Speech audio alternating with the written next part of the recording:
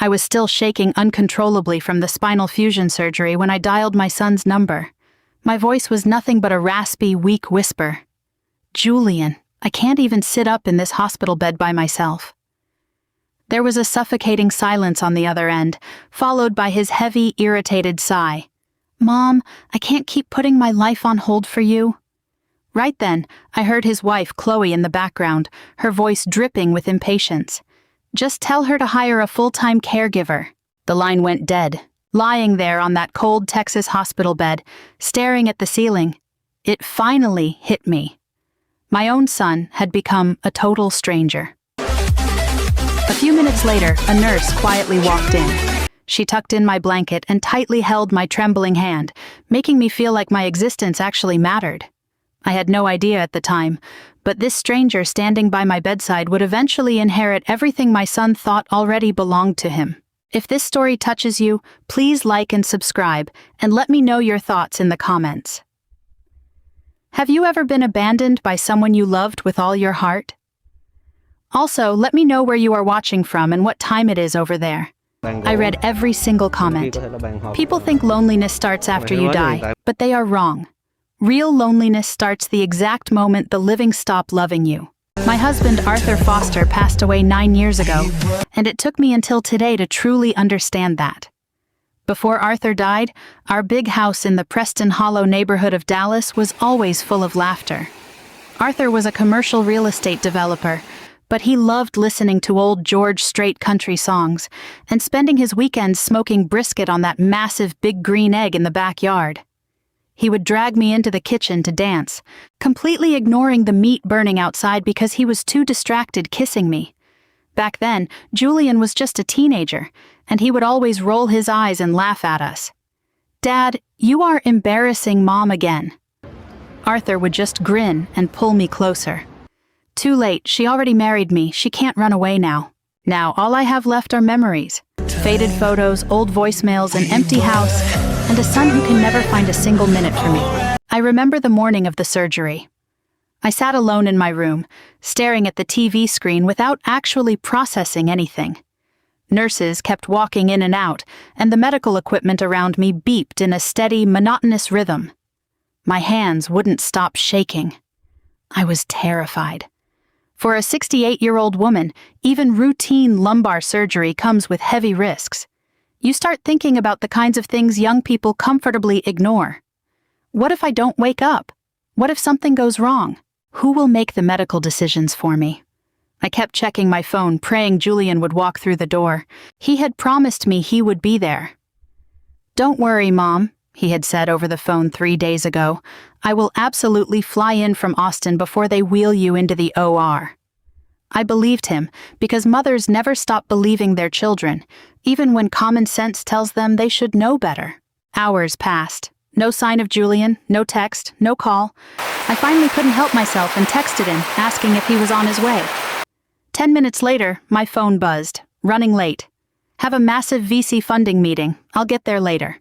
I stared at the screen for a long time. Arthur would have canceled the entire world for me, but Julian was not Arthur. The nurse preparing my IV gave me a gentle smile and asked if my family was getting close. I forced a smile and said my son was just incredibly busy with work. She nodded politely, but I saw the look in her eyes. Nurses see everything. They know exactly who has family waiting for them and who doesn't. Right before they wheeled me into the operating room, I looked down the hallway one last time. Still no Julian. The anesthesia hit me fast. My next memory was nothing but agonizing pain. Sharp, burning, blinding pain. It felt like my lower body had been poured full of concrete. I tried to move my legs and a sharp gasp tore out of my chest from the agony. A miserable groan escaped my throat before I could stop it. "Take it slow, don't rush," a soft voice said near my ear. I slowly blinked my eyes open and saw a woman in scrubs adjusting the pillows under my legs. She looked to be in her mid-30s, with tired eyes but a smile that felt incredibly grounded. "You are still in recovery," she said softly. The surgery was a complete success. I swallowed hard, the back of my throat completely dry. "Where is my son?" She looked around the empty room, then brought her eyes back to mine. I haven't seen any family come by yet. Something inside my chest quietly shattered. I turned my face toward the wall because I didn't want a stranger to see me cry. A few hours later, I was moved to a regular room and finally called Julian myself. The phone rang 4 times before he picked up. "Hey, Mom." He sounded completely distracted. I could hear the loud chatter of a restaurant in the background, and it sounded like Chloe was ordering from a waiter right next to him.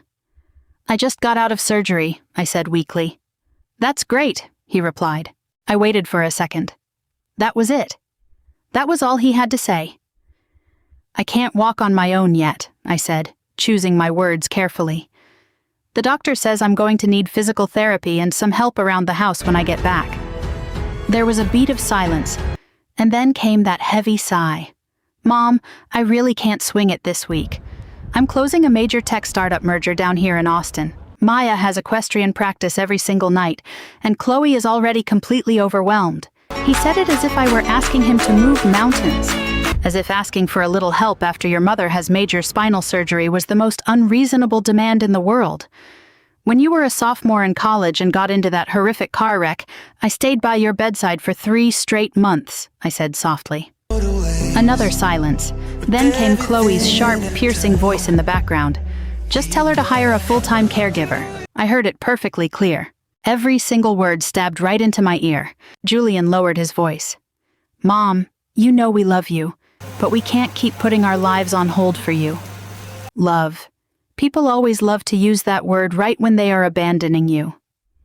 Before I could even say anything, the call went dead. I stared at the black screen, and I don't know how long it was before the tears started falling silently.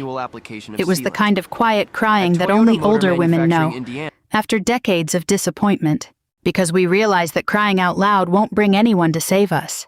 A few minutes later, the medical staff member who had adjusted my pillows walked in carrying a tray of medication. She froze when she saw my face. "Oh, sweetie," she sighed gently. That little bit of sympathy almost made me break down completely. She placed the pills on the nightstand and carefully helped prop up my pillows. "What is your name?" I asked. "Sarah," she said. "Sarah Hayes. I'm the occupational therapist here." I gave a slow nod. My son was supposed to be here. Sarah didn't answer right away. She just pulled a chair closer to the bed and sat down. "Sometimes that kind of pain hurts a lot deeper than the surgical cuts," she whispered. I looked at her, really looked at her. Most people tend to hurry past older women, acting as if we are completely invisible. But Sarah looked me dead in the eye, as if my pain actually carried weight, as if my existence mattered. Over the next 2 days, she became the only familiar thing in that hospital room. When I cried in the middle of the night from the burning nerve pain in my back, she helped turn me over. When my hair got horribly matted from lying down for so long, she patiently brushed it out. She even snuck in an iced cold brew coffee from outside because the hospital food was completely unpalatable. Every single time the heavy door creaked open, a small part of me still hoped Julian would walk through, but he never did. Late on the second night, around 2 in the morning, Sarah came in for her rounds and found me staring wide awake out the window. "You should really try to get some sleep," she murmured. "I used to think growing old just meant your body breaking down," I whispered. Sarah leaned quietly against the doorframe. "But now I think the hardest part of getting old is suddenly seeing with absolute clarity who actually loves you." Neither of us said anything for a long moment. Then she walked over and gave my hand a gentle squeeze. "You'd be surprised," she said softly. "Sometimes the people who care about us the most aren't the ones we naturally expect." I don't know why those words stuck in my head so deeply. Maybe because deep down I already felt a massive shift coming in my life, and it had nothing to do with the surgery. For the first time in my entire life, I truly felt that my son didn't see me as his mother anymore. He saw me as a burden. The strangest thing about heartbreak at my age is that you stop reacting violently. When you are young, betrayal makes you scream and rage. But when you are old, it just makes you incredibly quiet. Julian didn't reply to my texts for 2 whole days. In the morning, I sat alone in my room, watching the weak Texas sunrise hit the parking lot downstairs. Every breath I took felt like the metal screws in my back were pulling hard against my nerves, but the ache in my chest was so much worse. Julian's words kept playing on a loop in my head over and over. We can't keep putting our lives on hold. I couldn't help but wonder if he remembered all the times I put my entire life on hold for him. During the 2008 financial crisis, when Arthur's real estate projects fell through and our cash flow completely dried up, I sold every piece of jewelry I owned from before our marriage. I even took a secret part-time bookkeeping job just to keep up appearances and make sure Julian never felt the strain. When he racked up massive credit card debt in college from a failed hobby business, I used the money we had saved up to remodel the kitchen just to bail him out. Mothers don't keep score, and maybe that is exactly why children learn to take everything we do completely for granted. A gentle knock at the door broke my train of thought. Sarah walked in holding a small tray. "Good morning," she said with a warm smile. "I managed to steal you a cup of actual premium black coffee from the doctor's lounge before the cafeteria brings up that breakfast sludge." For the first time in days, a faint laugh came out of me. "That sounds dangerous," I whispered, playing along. "You might be breaking a dozen hospital rules." She set the coffee on my bedside table and began checking my physical therapy charts.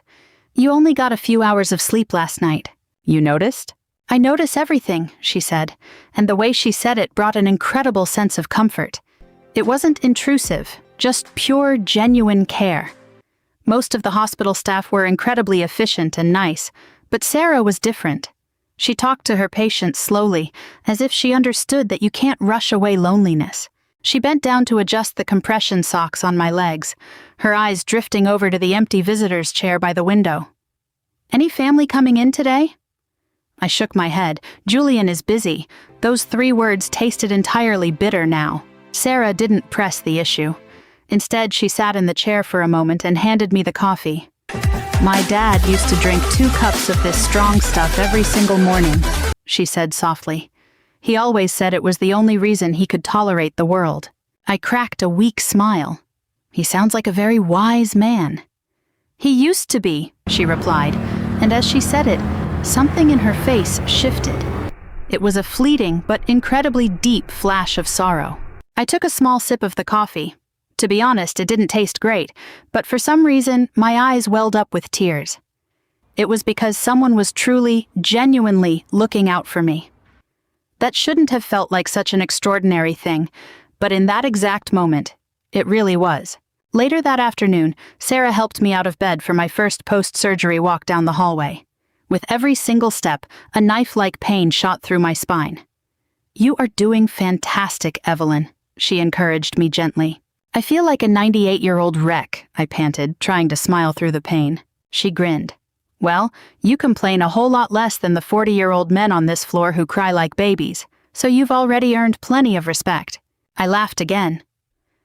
About halfway down the hall, I noticed a young mother in one of the rooms. Her bed was surrounded by flowers and balloons, and her family was crowded all around her. A little girl carefully climbed up onto the hospital bed, and the mother gave her a tender kiss on the forehead. A sharp ache hit my chest, like something was squeezing my heart as hard as it could. Sarah caught me staring. "Are you okay?" I nodded way too fast, making it obvious I was trying to cover it up. "I used to really hate hospitals," I admitted in a low voice. "But now I realize what I hate even more is seeing everything I've already lost." Sarah slowed her pace, stopping right there with me. "How do you mean?" I swallowed hard against the lump in my throat. My husband passed away 9 years ago, and somewhere along the way, I lost my son too. Right then, all the background noise in the hallway seemed to fade away. Sarah didn't try to comfort me with empty platitudes like most people do. She didn't say something meaningless like, "I'm sure he still loves you," and she didn't make excuses for him. Instead, she asked softly, "Has he always been like this?" The question caught me completely off guard, because the truth was, he hadn't. Julian used to be an incredibly sweet, attentive boy. When he was 5 years old, if a Texas tornado warning went off, he would curl up in my arms and say, "Mom, as long as I'm with you, I'm not scared of anything." When Arthur passed away from a sudden heart attack, Julian came over to be with me every single day after work for months. He bought my groceries, changed my light bulbs, and just sat with me on the sofa watching TV in silence, because he knew the dead quiet of the house would make my grief worse. But then, life changed. Or rather, status and money changed him. Julian moved to Austin, started a venture capital fund, and got sucked into the high society crowd. Chloe became completely obsessed with their social image. They moved into a Beverly Hills-style mansion, joined the most exclusive country club, and constantly flaunted their high-priced vacations on social media like it was a never-ending commercial. Gradually, I became an inconvenience. I was suddenly too emotional, too old, and too demanding. Sarah listened to me pour my heart out without interrupting. When I finally finished, she leaned against the wall beside me. "My dad spent the last year of his life in a VA nursing home," she said out of nowhere. I turned to look at her. "He absolutely hated it there," she continued. Her voice was steady, but I could hear a fragile, broken emotion underneath it. "I went to see him every single day after work, but my brothers—" She slowly shook her head. "They always said they were just too busy, that they couldn't find the time." I didn't know what to say. Sarah stared down the hallway and kept talking. "The night he passed away, he asked me a question I will never forget." Her eyes shimmered with tears. He asked why the people he spent his entire life loving just didn't show up at the end. My throat tightened instantly. "Oh, Sarah." "He wasn't difficult," she whispered. "He wasn't mean, he was just getting old. And somehow that was enough for everyone to treat him like a burden." Tears stung my eyes because every single word she said felt entirely too familiar, and it hurt to my very core. Sarah took a deep breath and forced a smile. "That is exactly why I chose to get into physical and occupational therapy. I want to help people. I want to make sure that in the most vulnerable moments of their lives, nobody ever feels abandoned." We stood there in silence for a few seconds. Then she looked me straight in the eye and added softly, but with absolute certainty, "And let me make one thing very clear to you. You are absolutely not a burden." I came so close to breaking down and sobbing right there in that hospital hallway. It wasn't because her words were overly dramatic, but because I suddenly realized how long it had been since anyone had said something to me out of pure, unconditional kindness. Later that evening, Julian finally sent me a text. "Sorry, insanely busy week. Maybe I can swing by and see you on Sunday." Sunday was 4 days away. I stared at the message until the screen went dark. No apology for missing my surgery, no real concern, no love. Just a piece of bread thrown to a dog from a high horse. Sarah came in later for her nightly rounds and immediately read my expression. "Bad news?" "My son says he might come see me," I said quietly. She frowned slightly. "Might?" I let out a tired, dry laugh. I guess I'm supposed to feel incredibly grateful for the gesture. Sarah looked like she desperately wanted to say something, but she held it back. She just silently helped me get settled into bed. As she reached the door to turn off the main lights, she paused in the shadows.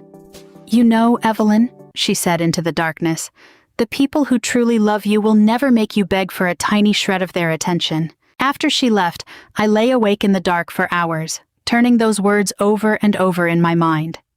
Outside, Dallas was getting a rare, freezing hit of sleet, and everything felt cold, completely silent, and profoundly lonely.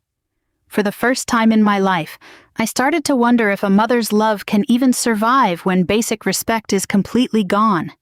Or does love eventually just wither and die when only one person is fighting to keep it alive? The hospital discharged me on a gloomy Thursday morning. The Texas sky was a miserable gray, and the moment the automatic sliding doors opened, a biting wind cut right through my coat. I gripped my walker tightly, watching the crowd of people rushing toward waiting cars and welcoming families. I still couldn't stop myself from searching the parking lot. No Julian, no Chloe, not a single familiar face. Just strangers rushing through their own busy lives. A young nurse handed me my discharge paperwork with a polite smile. "Mrs. Foster, do you have family driving you home?" Before I could answer, Sarah stepped up beside us. "I'm actually calling an accessible rideshare for her right now," she said warmly. The nurse nodded and walked away. I looked down, feeling incredibly embarrassed. "I am so sorry," I whispered. "I didn't mean to become a hassle for you, especially since you are already off the clock." Sarah's brow furrowed instantly. "You are not a hassle." I forced a weak smile. Easy for you to say. "No," she said, her tone firm and unyielding. "I mean it." There was an almost protective edge to her voice. She reached over and tucked my scarf tighter around my neck, a gesture so natural it felt like a daughter looking after her mother. That simple movement almost shattered my composure all over again. The rideshare pulled up 10 minutes later. Sarah carefully helped me into the back seat and confirmed my address with the driver. Then, she did something that completely surprised me. "I wrote my number down," she said softly, pressing a folded piece of paper into my hand. "If you need any help at all once you get home, for anything, just call me." I stared at her, stunned. "You have already done entirely too much for me." A shadow of sadness crossed her face. Sometimes the only reason people survive the coldest winters of their lives is simply because someone was willing to stay just a little bit longer than everyone else. I didn't know how to answer that, so I just squeezed her hand back as tight as I could. The car slowly pulled away. The drive home felt significantly longer than usual. The Dallas streets looked cold and detached through the window. Restaurants were packed with people, and pedestrians carried shopping bags along the sidewalks. Everyone's life was moving forward perfectly normally, while my entire world felt like it was quietly splintering into pieces. When the car finally pulled into my driveway, a sharp ache hit the deep center of my chest. The traditional red brick Texas mansion looked absolutely massive now. Too quiet. Entirely too empty. Arthur and I bought this place 35 years ago, right after his first major commercial real estate deal paid off big. I can still vividly see him carrying 5-year-old Julian into the foyer on his shoulders, shouting at the top of his lungs, "This house belongs to the Fosters." Back then, this place was filled with endless possibilities. Now it felt like a tomb. The rideshare driver carried my small hospital bag to the porch and left. Now it was just me. The dead silence swallowed the entire house instantly. I stood in the foyer leaning on my walker, while the family portraits on the wall stared back at me in total silence. A ski trip in Colorado, a high school graduation, a Thanksgiving turkey, thousands of frozen moments from a family that no longer existed. I painfully made my way toward the kitchen, every single step sending electric shocks of nerve pain from my lower spine all the way through my body. Even the smallest tasks felt like climbing a mountain now. Reaching for a glass, opening a cabinet, or standing up long enough to microwave a bowl of soup. At one point, I almost dropped the bowl because my hands were shaking so uncontrollably. I finally collapsed onto a stool by the kitchen island, gasping for air. The sheer weight of the loneliness in this house was suffocating. I checked my phone. Still absolutely nothing from Julian. No text asking if I made it home safe, no call, nothing at all. Around 6 o'clock that evening, the doorbell rang out of nowhere. For a completely foolish, desperate second, I thought Julian had actually shown up. But when I limped over and pulled the heavy door open, Sarah was standing there, holding 2 large Whole Foods grocery bags. I blinked in utter disbelief. "What are you doing here?" "When you texted me earlier to say you made it home safe, you sounded like you had just run a marathon," she said lightly, like it was no big deal. So I swung by Whole Foods on my way home from work. I stared blankly at the things inside the bags: low-sodium bone broth, organic saltine crackers, freshly cut fruit, herbal tea. They were just small, ordinary groceries. But suddenly my eyes welled up with tears all over again, because it had been years since anyone had looked after me with that kind of meticulous care. "You really didn't have to do this," I said. "I know," Sarah replied, carefully stepping inside. Her eyes quietly swept across the room. "This house is beautiful. It used to feel a lot warmer," I told her. She looked at the photos lining the hallway. "You have a wonderful family." I almost laughed out loud at the absolute irony of those words, but I just said softly, "We used to be very close." Sarah didn't ask any follow-up questions. Instead, she expertly helped me sit down on the sofa, and then moved naturally into the kitchen, as if taking care of people was an instinct written into her very DNA. In less than 20 minutes, she had heated up the broth, organized my prescription medications chronologically by the sink, and even swapped out the batteries in my TV remote after noticing it wasn't working right. I watched her in silence. It wasn't because I expected her to be perfect, but because pure kindness like hers had become a complete stranger to me. "You should really be charging by the hour for doing all this after your shift," I joked weakly. Sarah laughed. "I think a bowl of this soup is the best payment I could ask for." That was the first time since my surgery that I managed to finish an entire meal. After dinner, Sarah slowly helped me upstairs to make sure I was safe getting washed up.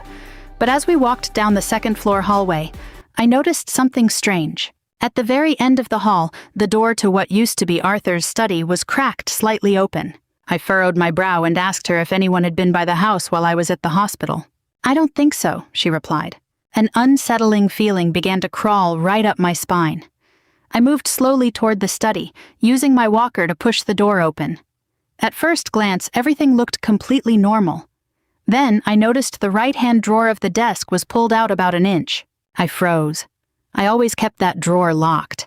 It held all of my financial documents, trust agreements, investment records, and the deeds to the commercial real estate Arthur had left behind. My heart rate spiked instantly. I slowly pulled the drawer all the way open. The folders inside had clearly been rummaged through. The edges of some documents were bent, while others were completely out of their original alphabetical order. And right at the very front sat a thick, heavy envelope I had never seen before. The return address printed on it was the Texas Probate Court. My hands began to shake violently. Sarah stepped a little closer. "What is it?" "It wasn't like this before I left," I whispered, carefully pulling the envelope out. The legal paperwork inside bore a title printed in a bold, terrifying font. "Notice of hearing for temporary conservatorship." At first, because of the sheer panic, the dense legal jargon blurred together into a total mess right in front of my eyes. Then, one specific paragraph grabbed my attention and wouldn't let go. Petitioner, Julian Foster. The grounds for the petition read, "The proposed ward has recently undergone major spinal surgery and is exhibiting early signs of cognitive decline and post-operative delirium. She is no longer capable of independently managing her complex commercial and personal assets, requiring immediate court intervention to protect her estate." I sank heavily into the leather chair behind the desk, completely breathless. "No." Sarah looked alarmed. "Evelyn?" I frantically flipped through the pages. Attached was an affidavit signed by Julian, along with a draft of an asset seizure list compiled by his attorney in Austin. There were even a few sheets of his own messy handwriting on scratch paper tucked into the pages. "Mom is forgetting things constantly lately. We need to use the court process to lock down these accounts early, before she makes any irrational financial decisions." For a second, I literally couldn't breathe. The entire room suddenly felt incredibly small and entirely freezing. Sarah knelt down carefully beside me. "What happened?" I looked at her, the tears finally bursting from my eyes. "My son," my voice was completely hoarse. "He is petitioning the court to strip away my civil rights and take full control of my estate." Sarah's expression went dark instantly. "Did you sign any power of attorney forms?" "No," I whispered, the word barely audible. I looked at the documents in total disbelief. The court stamp showed that Julian had filed this petition 2 whole weeks before my surgery, back when I still needed his emotional support, before I had even laid on that operating table and become vulnerable. A horrifying truth settled deep into my chest like a block of ice. This was never about worrying for me. This was a calculated, carefully orchestrated, hostile takeover. Suddenly, for the very first time in my life, a terrifying thought crossed my mind. Had my own son been secretly praying for me to become weak, or even lose my mind? I barely slept a wink that night. Every single time I closed my eyes, I saw that sentence Julian had written in the affidavit. "Mother is exhibiting signs of cognitive decline." Those words looped in my head over and over, as toxic as poison. I sat up in bed listening to the antique clock ticking downstairs, and the silence inside this house that Arthur built for us felt completely damning. Around 3 a.m, I turned on my bedside lamp and stared at the framed photo on the nightstand. It was taken during the summer Julian turned 14. Arthur had his arm wrapped around me, and Julian was standing right between us, flashing a big smile that showed off his freshly straightened teeth, his cheeks sunburned from a road trip down the Pacific Coast Highway. We looked so happy, genuine, uncomplicated happiness. I gently traced the glass of the frame. "What happened to us?" I whispered to the dark, but the photo never answers. By the time morning came, the sheer exhaustion had aggravated the nerve pain in my back. Just getting out of bed felt like pure torture. I gripped the banister tightly, slowly shuffling downstairs, my stomach twisting into knots from fear. It wasn't the fear of recovering from surgery anymore. It was the fear of my own son. The realization made me physically sick. I struggled to brew myself a cup of coffee and sat back down at the kitchen table. The legal papers from last night were sitting exactly where I left them. I forced myself to read through every single page, word for word. The further down I read, the colder my heart grew. Attached to the back were email exchanges between Julian and a corporate memory care facility with locations across the country. "My mother's memory is in noticeable decline," he wrote. "I am highly concerned she may soon be unable to live independently. Please provide your facility's intake process and requirements for asset management verification." My hands shook harder. Memory decline? Because I misplaced my reading glasses twice last month? Because I told the same old story twice during Thanksgiving dinner? I wasn't confused. I wasn't incapacitated. I was just getting old. And apparently, to Julian, getting old was all the justification he needed to strip me of everything. A sudden, sharp knock at the door startled me. I nearly knocked over my coffee, relaxing only when I realized it was Sarah. When I opened the door, she immediately studied my face. "You didn't sleep at all, did you?" "No," I said. She walked in carrying some fresh pastries, but stopped when she saw the paperwork spread out across the dining table. "You read through everything?" I gave a slow nod. Sarah didn't say anything right away. She sat down at the table, carefully flipped through a few pages, and let out a heavy, stressed breath. "Evelyn, this is a massive deal. Conservatorship petitions are incredibly aggressive under Texas law. Did Julian ever mention a single word of this to you?" "Never," I said, the word dripping with bitterness. "That is what hurts the absolute most," I whispered. He was smiling right to my face while stabbing me in the back the entire time. Sarah was silent for a moment, then asked softly, "Has he ever borrowed money from you?" I let out a completely hollow laugh. "Borrowed?" I shook my head. "I have practically funded his entire adult life." Suddenly, the memories came rushing back like a tidal wave. When Julian was 28, Arthur tapped into a portion of his own retirement funds to help him set up his first venture capital firm in Austin. When Julian and Chloe bought their first mansion, I quietly gave them $400,000 for the down payment because their cash flow was tight. And just 5 years ago, Julian came crying back to me after losing a fortune on leveraged crypto trades. "Mom, I just need a little bit of help to get back on my feet," he had sobbed. That little bit of help was $800,000. I never asked for a single dime back, because that is a mother's instinct. We give, and we give, and we keep giving until one day we wake up and realize the other person doesn't see us as a human being anymore. They see us as an ATM they can crack open whenever they want. Sarah listened to me speak, her eyes filled with absolute heartbreak. "You know what the most ironic part is?" I said quietly. If he had just been honest and asked me face to face, I still would have helped him. That was the truth that completely broke me inside. If Julian had sat right here at this kitchen table and confessed his financial troubles, I would have given him everything I had left to support him. But he didn't. He chose manipulation and betrayal instead. Later that afternoon, my phone finally rang.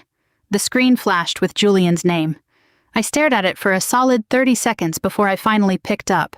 "Hey, Mom," his voice sounded incredibly chipper, a fake, performative kind of happy. "How are you feeling?" The question almost made me scoff out loud. "How do you think?" An awkward silence dragged over the line before he cleared his throat.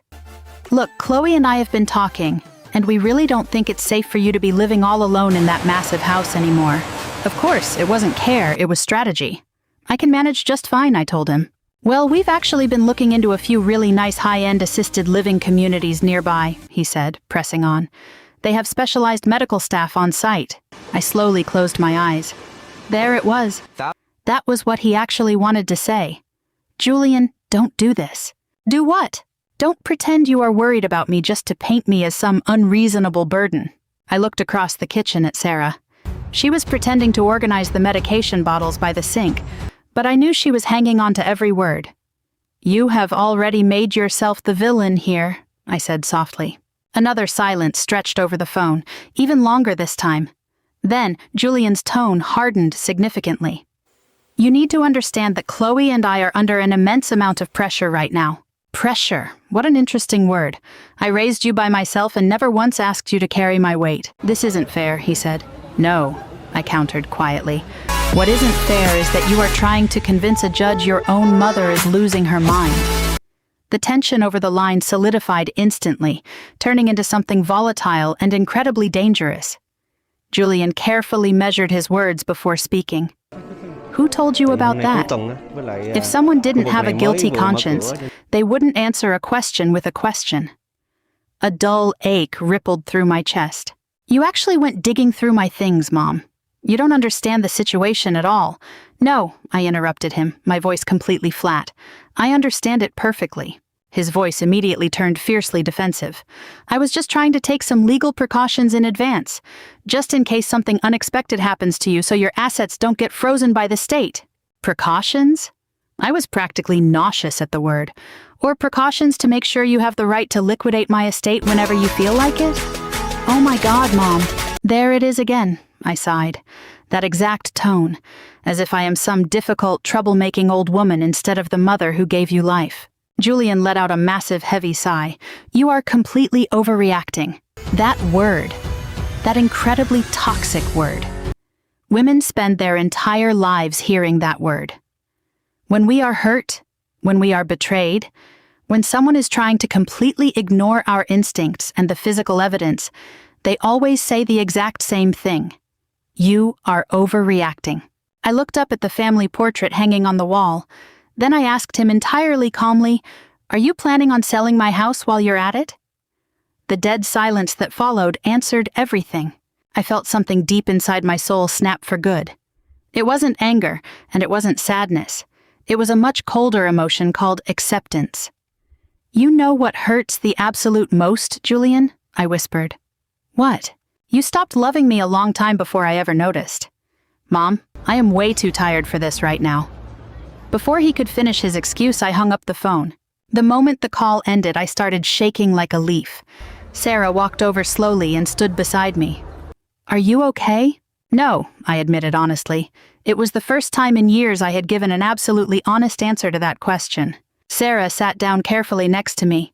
You know, she said softly, people who try to manipulate their aging parents usually rely on one specific thing. I looked at her. Shame. She furrowed her brow slightly. They count on you keeping quiet because you are too proud to admit and way too humiliated to let anyone else know that your own flesh and blood could treat you this ruthlessly. Tears immediately filled my eyes because she hit the nail right on the head. Even now, a small, foolish part of my heart wanted to make excuses for Julian. I wanted to protect him, and I wanted to protect myself from the crushing humiliation of being treated like a lamb to the slaughter by my own son. Sarah gently took my hand. But this is absolutely not your fault. I finally cried, completely sobbed. It wasn't a polite, well-mannered whimper anymore, and it wasn't quiet endurance. It was a deep, primal wail born from years of loneliness and self-delusion. Sarah just sat there with me in silence. And right in the middle of that breakdown, another horrifying realization took shape in my mind. Julian hadn't just become selfish. He was becoming dangerous. 3 days after that phone call, Julian actually texted to invite me over for dinner. That alone was enough to set off massive alarm bells. He didn't care when I was in the hospital, and he couldn't be bothered to call after my surgery. Now, all of a sudden, he wanted family time? The text came in around noon. Chloe is grilling steaks. Maya wants to see you. Come over tonight. No explanation for the phone call, no apology for the court documents. Just an invitation wrapped in complete normalcy, as if we were supposed to team up and pretend the fracture in our family didn't exist. I sat in the living room with my cane, an ice pack pressed against my lower back, staring at the message for a long time. Sarah noticed my expression immediately. You look completely unnerved. I handed her the phone. She read it over carefully and raised an eyebrow. Well, that's incredibly sudden. Because it's an ambush, I told her. This is a trap. Are you going to go? I didn't answer right away. Common sense told me to stay home, or maybe even call a lawyer. But the foolish, motherly part of me still held onto a tiny shred of hope, desperate to see if there was anything left worth saving. Maya will be there, I said softly. Sarah nodded slowly. My granddaughter was the only source of warmth I had left in that family. 15-year-old Maya still hugged me tight whenever she saw me, and she still asked enthusiastically about the old-school romance stories between me and her grandfather. She would call me just to complain about her high school drama class. Chloe absolutely despised our closeness. I always felt she worried that too much love would make Maya less calculating in the future. Before I left that evening, Sarah helped me into my coat in the foyer. "If anything feels off," she said, her expression entirely serious, "you leave immediately. Call me, and I will come pick you up."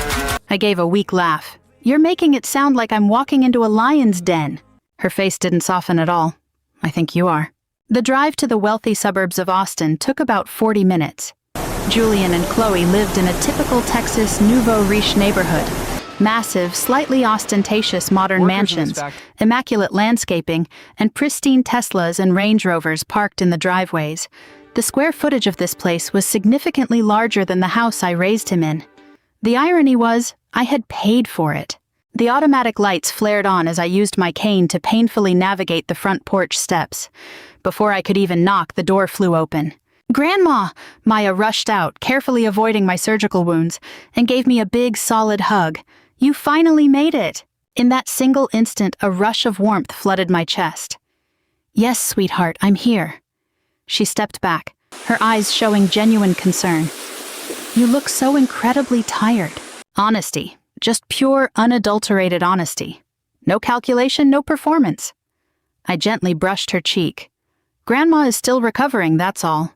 Chloe walked out from behind Maya, wearing that flawless, superficial smile she always uses. "Evelyn, you actually made it out here." Her tone made it sound like managing to attend a dinner after major surgery was some kind of impressive athletic achievement. The house smelled of expensive scented candles and grilled meat. Everything looked entirely too intentional, too clean, too perfect, like a staged set. A few minutes later, Julian walked into the foyer wearing a casual cashmere sweater and jeans, looking like the picture-perfect middle-class family man. "Hey, Mom." He gave me a quick, fleeting peck on the cheek. The sheer hypocrisy of the normalcy made my stomach churn. Dinner started out surprisingly pleasant, entirely too pleasant. Chloe kept pouring the wine, and Maya talked excitedly about her upcoming equestrian competition. Julian even laughed out loud at things that weren't remotely funny. The whole evening felt incredibly rehearsed, as if they had agreed beforehand not to bring up any conflict until the right moment arrived. I barely touched the food on my plate. Sitting for this long was making my spine ache, but I refused to complain. Halfway through the meal, Julian leaned back in his chair, acting entirely casual. "So, how is the recovery coming along?" There it was, the beginning of the trap. "Very slow," I replied cautiously. Chloe immediately nodded with intense sympathy. "That is exactly why we've been so incredibly worried about you." I almost laughed. People who are genuinely worried usually show up at the hospital. Julian clasped his hands together on the table. "We've been talking a lot lately about what is truly best for you in the long run." Maya immediately looked uncomfortable and dropped her gaze to her plate. I saw right through it. It meant they had discussed this at home dozens of times, completely behind my back. "I see," I said calmly. Chloe chimed in quickly. "You really shouldn't be living all alone in that massive house anymore, Evelyn. Maintaining a property that size is a massive burden on you." "There are some top-tier assisted living communities just north of Dallas," Julian added. "They have 24-hour medical staff, tons of activities, and they handle all the transportation." "I am not dead yet," I cut him off coldly. The dining room went completely silent. Chloe forced a tight chuckle. "Nobody is saying you're dead, Evelyn. But you are discussing me as if I am already a property that has lost its mind." Maya kept her head down, staring intently at her plate. Julian let out an incredibly dramatic sigh. "Mom, why do you have to get so emotional every single time we try to talk to you?" That sentence cut deeper than he could ever realize. Because when a woman gets old, people stop acknowledging her pain as real. They just write everything off as her being emotional. I slowly set my knife and fork down on the table. "What exactly do you want from me tonight?" Another heavy silence stretched over the room. Then Julian reached over to a nearby sideboard and pulled out a thick legal folder. My stomach dropped instantly. "We have a few legal documents here, and we really think signing them will make your life a whole lot simpler moving forward." Of course. This wasn't a family dinner, it was a business negotiation. I slowly took the folder from him. Inside was a comprehensive set of carefully drafted legal papers. A durable power of attorney, full medical proxy rights, an irrevocable asset trust agreement, and hidden right at the very back, an authorization to liquidate my real estate. My breath caught in my throat. They wanted total control, my bank accounts, my house, my decisions over my own life. Chloe spoke up next, her voice dropping into the kind of overly careful, patronizing tone people use with a 3-year-old child. This will just make things so much easier down the road if your health continues to decline. The word "if" sounded entirely deliberate. I slowly looked up at her. And who exactly is deciding that my health is declining? Mom, don't start overreacting again, Julian muttered. There it was, that word again. Overreacting. I silently flipped to the next page. A line of text near the bottom made me feel physically sick to my stomach. If medically deemed necessary, the executor is authorized to liquidate the primary residents of the ward. They were already paving the way for this. They were preparing to completely erase me from my own life. I looked Julian dead in the eye. You are already discussing selling my home in these documents before even having a conversation with me? He shifted uncomfortably in his chair. We are just trying to be practical here, Mom. Practical. What a cold, heartless word. A sudden memory flashed in my mind of the little boy who used to cry his eyes out whenever our family dog got sick. That child would have never spoken to his mother in a tone like this. Chloe leaned forward, her eyes narrowing. You have to understand, Evelyn. Just paying the property taxes and the upkeep on that Preston Hollow house is a massive financial drain. And there it was. The money. It was always about the money. I shut the legal folder, and then I did the absolute last thing either of them expected. I smiled. It wasn't because I was happy, but because in a single split second, everything became perfectly clear to me. And that kind of extreme clarity can easily look like total calm. You know, I said softly, your father used to say something very interesting. Julian knit his brows. What's that? When money walks into the room, people show their true colors faster than anything else. The atmosphere at the dining table dropped below freezing instantly. Maya looked both completely confused and terrified. Chloe crossed her arms defensively. That is entirely unfair, Evelyn, is it? Julian rubbed his forehead, his impatience flaring. Mom, literally nobody is attacking you here. No, I whispered. You are just trying to eliminate me in the most polite, socially acceptable way possible. His face hardened into a cold mask. This is absolutely ridiculous. If it's so ridiculous, then why did you petition the court for a conservatorship behind my back? Why did you sneak around asking my asset manager at Charles Schwab about my trust accounts? A dead, suffocating silence fell over the room. Maya's head snapped up. What? Julian glared at me with pure venom. You went snooping through my legal documents. Your documents, I repeated. Not the attempted theft of my estate, not the ultimate betrayal, but your documents. How incredibly telling. Chloe's face went slightly pale. Julian, but it was entirely too late now. The masks had slipped completely off. I looked around the luxurious dining room that I had funded, staring at the expensive crystal chandelier, the marble countertops, and the Patek Philippe watch Julian had suddenly started wearing a few years ago. For the first time in my entire life, I allowed myself to ask a deeply ugly question. How much of his shiny, perfect life had been built using my own flesh and bone? Maya broke the silence, her voice cracking slightly. Dad, why does Grandma need someone else to control her money? Nobody answered her. Children always instinctively recognize the ugliness of a lie before adults can teach them how to ignore the truth.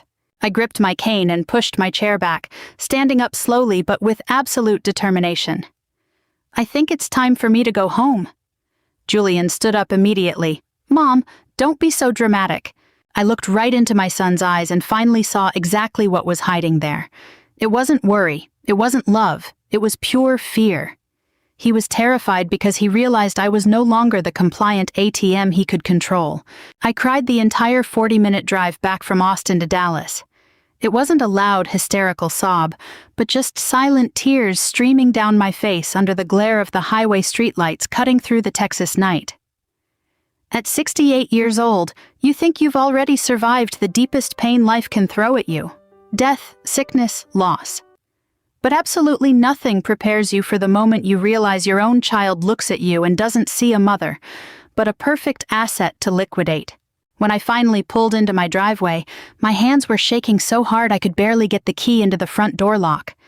The house was completely enveloped in dead silence. I stood in the dark foyer, looking up at the photograph of Arthur. You would know exactly what to do right now, I whispered to the dark. But Arthur was gone. and I was entirely on my own, or at least I thought I was. Just as I reached the bottom of the stairs, the phone in my coat pocket buzzed. It was a text from Sarah. "Did you make it home safe?" 6 simple words, yet they brought more warmth than anything Julian had said to me in weeks. I stared at the screen for a long time before finally typing out a 2-word reply. "Not really." The typing bubbles popped up almost instantly in the chat box. "Can I come over and keep you company?" Common courtesy told me I should say no. I didn't want anyone to see me broken into a million pieces like this. But deep down, I was just too tired to keep pretending I was unbreakable. So I typed a single word: please. Sarah arrived 20 minutes later. She was wearing sweatpants and an old gray winter coat, with deep dark circles under her eyes from working a 12-hour shift. But she showed up anyway. And that was the only thing that mattered. The moment the door opened, she took one look at my face, asked absolutely no questions, and quietly stepped inside. "You had it out with him," she said softly. I gave a bitter smile. "No, an argument requires 2 people who actually give a damn about each other." Sarah slowly set her bag down. "What happened out there?" At first, I tried to keep my dignity intact. I really tried.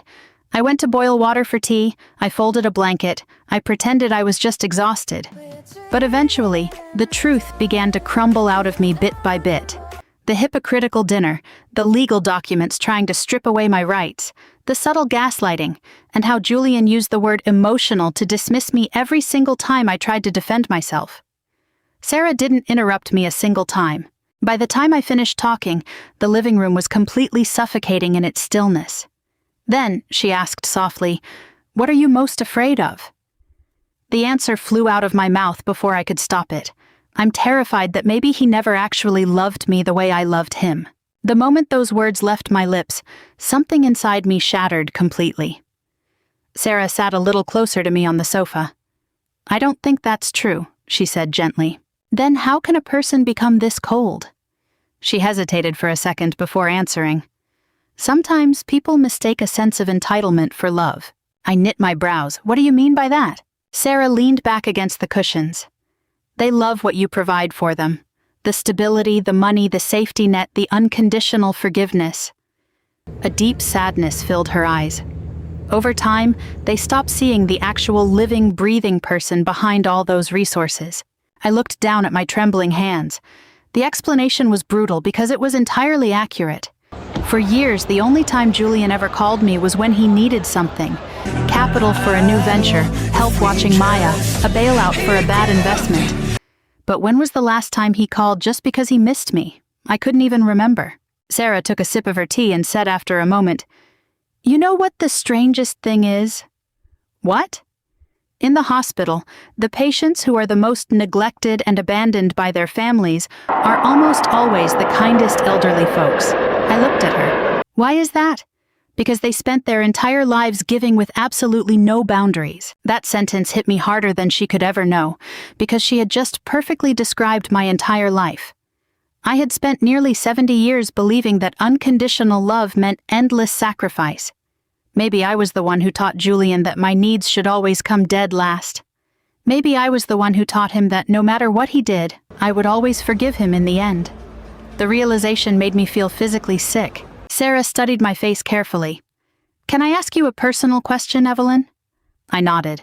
"When was the last time someone took care of you with their whole heart?" I opened my mouth to answer, but the words got stuck in my throat. Because I honestly didn't know.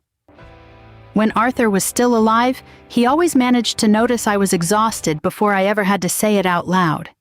He would rub my shoulders while I was cooking dinner. He would bring home a bundle of Texas bluebonnets for absolutely no reason at all. But after he died, I stopped expecting even a shred of care from anyone. And slowly, people just stopped offering it. Sarah looked out toward the dark kitchen. "My mother used to say something similar," she murmured. I kept quiet, just listening. She said women of her generation were raised to just silently swallow everything. Everyone praises the selfless mother, right up until those mothers get old and become an inconvenience. My nose stung instantly with the threat of tears because that was exactly the problem. An inconvenience. Growing old had turned me into an inconvenient piece of baggage. Sarah carefully set her mug down on the coffee table. When my mother got sick, both of my older brothers suddenly became world-class experts in the art of disappearance. She kept her voice perfectly level, but I could hear a million cracks running right beneath the surface. They always had an excuse ready. Busy with work, kids had school, tight financial times. She gave a slow, sad shake of her head. But somehow, right up until the very day she died, my mom was still making excuses for them. I looked at her with pure warmth. You loved her very much. She deserved to be treated a whole lot better. The living room fell into a heavy quiet once more. Then, Sarah said something that completely knocked the wind out of me. So do you, Evelyn. I just stared at her. It had been years, maybe even decades, since anyone had said something like that to me. I quickly averted my gaze, feeling that familiar stinging sensation behind my eyes again. You barely even know me, Sarah. She gave me a soft, knowing smile. I know enough. In that exact split second, something minor but absolutely monumental shifted deep inside my soul. For the first time since the surgery, I felt like I was no longer completely invisible. A little while later, Sarah helped me lay out the legal documents I had brought back from Julian's house, sorting them across the kitchen table. As she scanned the fine print, her face grew unusually intense. Suddenly, she stopped completely. What is it? I asked. Sarah pointed a finger at one of the pages. Look at this date right here. I leaned in to get a closer look. It was an authorization form Julian had submitted to the trust company for an asset investigation. The date stamped on it was 3 whole weeks before my surgery. My stomach plummeted like a stone. Before I had even stepped foot inside the hospital doors, he was already drawing up the blueprints for this. Sarah gave a slow, deliberate nod. It might have been even earlier than that. I sank back against the chair, completely paralyzed by the shock. A tiny, naive part of my heart had still wanted to believe Julian was acting on some erratic impulse. But this wasn't an impulse. This was a calculated, cold-blooded execution of a plan. Sarah hesitated for a moment before speaking again. Evelyn, I think you need high-level legal counsel immediately. Her words tightened the air right out of my chest. Do you really think my own son would try to forcibly strip away everything I have? Sarah didn't answer right away, and that silence alone was enough to terrify me. Finally, choosing her words with extreme caution, she said, I have seen families in the hospital tear each other apart for a whole lot less money than this. I looked up at Arthur's portrait hanging above the fireplace. This house, the wealth, everything. He had built it from the ground up through countless sleepless nights, brutal business negotiations, and heavy personal sacrifices. And now our son was circling over those assets like a vulture, viewing it as a guaranteed lottery win rather than a legacy to honor. Sarah stood up and grabbed a notepad from the kitchen island. There is someone you need to contact, she said, writing a name down with absolute intent. Marcus Thorne. I stared at the slip of paper. He was Arthur's longtime personal estate lawyer and easily one of the most ruthless trust attorneys in Dallas. We hadn't spoken in years. He handled your husband's commercial trusts and the estate distribution back then, right? Sarah asked. Yes, he did. Then he already knows your entire financial architecture inside out. I kept my eyes glued to that name. A wave of nausea hit my stomach because making a call to a lawyer meant admitting this nightmare was real. It meant accepting the fact that my own flesh and blood had officially become my adversary. Sarah must have sensed the hesitation written all over my face. You don't have to make a decision tonight, she whispered. I looked up at her. Why are you helping me this much? For the first time since I met her, Sarah's composure cracked, and her emotions broke through. Because I know exactly what happens when good people stay quiet for too long, she said, her voice dropping to a low whisper. And because back then, nobody stood up to protect my mother. Long after she left that night, those words echoed endlessly in my mind. I sat completely alone in the dark living room, staring at the paper with Marcus Thorne's name on it. Outside, the freezing Texas wind howled down the street. Inside, my entire world was violently fracturing and rebuilding itself. Deep down, I already knew Sarah was right. The next morning, I dialed Marcus Thorne's number. My hands were shaking so uncontrollably as I punched in the digits that I almost hung up twice before the call could even connect. Marcus Thorne, a voice answered. He sounded a bit older than I remembered, but his delivery was still incredibly fast, sharp, and commanding. For a second, the words caught in my throat. Finally, I managed to speak. Marcus, it's Evelyn Foster. There was a beat of silence on the other end, and then his tone instantly warmed up. "Evelyn," he said softly. "Oh my goodness." Hearing someone speak my name with that kind of genuine warmth almost made me burst into tears right then and there. "It has been way too long," I said, my voice raspy. His tone shifted immediately, his sharp legal instincts kicking in. "Is everything okay?" I looked down at the conservatorship and trust transfer documents spread across my kitchen table. "No," I admitted honestly. "I think I am in a massive amount of trouble." Marcus didn't waste a single second and scheduled me to come to his downtown Dallas office that very afternoon. Sarah absolutely insisted on driving me. "You just had major spinal surgery and you are under an immense amount of stress," she said, completely unyielding. "There is no way you are driving yourself down Highway 75. I wanted to argue, but the truth was, I felt an overwhelming sense of emotional vulnerability that had nothing to do with my physical recovery. The drive downtown felt completely surreal. The city looked exactly the same as it always did, but my entire life had been completely upended. Marcus's office was located in an old historic red brick high-rise that Arthur had always loved. I could still vividly remember a time when Arthur was cutting a deal in the conference room, and a young Julian was sitting on the lobby carpet playing with his toy dump trucks. Back then, Marcus was one of Arthur's absolute closest friends. And now, I was walking into this office because I was terrified of my own son. It's incredible how life can quietly change everything right out from under you. When we arrived, Marcus opened the office door himself. He had definitely aged. His hair was completely silver now, and his reading glasses hung low on the bridge of his nose. But the moment his eyes met mine, his face softened completely. "Evelyn," he said, carefully pulling me into a gentle hug. It hit me like a physical blow how long it had been since someone had hugged me without an alternative motive. Marcus stepped back and noticed Sarah standing right beside me.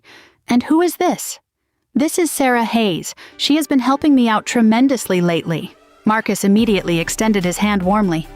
"Then I owe you a massive debt of gratitude, young lady." Sarah gave a polite smile, but maintained a quiet, professional distance. The office smelled exactly the way it used to: expensive leather, heavy legal books, and aged bourbon. Arthur would have loved it here. The thought brought a sharp ache to my heart. Marcus sat behind his heavy desk and listened patiently as I poured out the entire story: the surgery, the lonely hospital stay, Julian's complete abandonment, the trust investigation forms, the ambush dinner, and finally, the conservatorship petition he had filed with the court. As the story unfolded, Marcus's expression grew progressively darker. By the time I finished, he slowly took off his glasses and rubbed the bridge of his nose with immense force. "How long has this been going on?" "I don't know," I said, completely exhausted. He leaned back heavily in his leather chair. "Evelyn, there are a few things you need to understand right now." Fear gripped my chest tightly. "What things?" "Your net worth is likely significantly higher than Julian thinks it is," Marcus said, looking at me intently. "In fact, it's probably significantly higher than you think it is." I blinked, totally confused. "What do you mean by that?" Marcus turned to a heavy fireproof safe behind his desk, unlocked it, and pulled out several thick manila folders. After Arthur passed, he very brilliantly placed the vast majority of your core assets into a series of highly protected commercial blind trusts. He gave me a cautious look. "Do you remember any of this?" My mind felt completely foggy. After Arthur's funeral, I was entirely consumed by grief and exhaustion, and I signed dozens of papers without processing them. Marcus had handled the legal heavy lifting. "I trusted Arthur," I whispered. "And Arthur trusted me to look out for you," Marcus said, opening a folder and sliding several balance sheets across the desk toward me. "These are your actual current holdings." I looked down at the numbers on the pages, and my entire body went numb.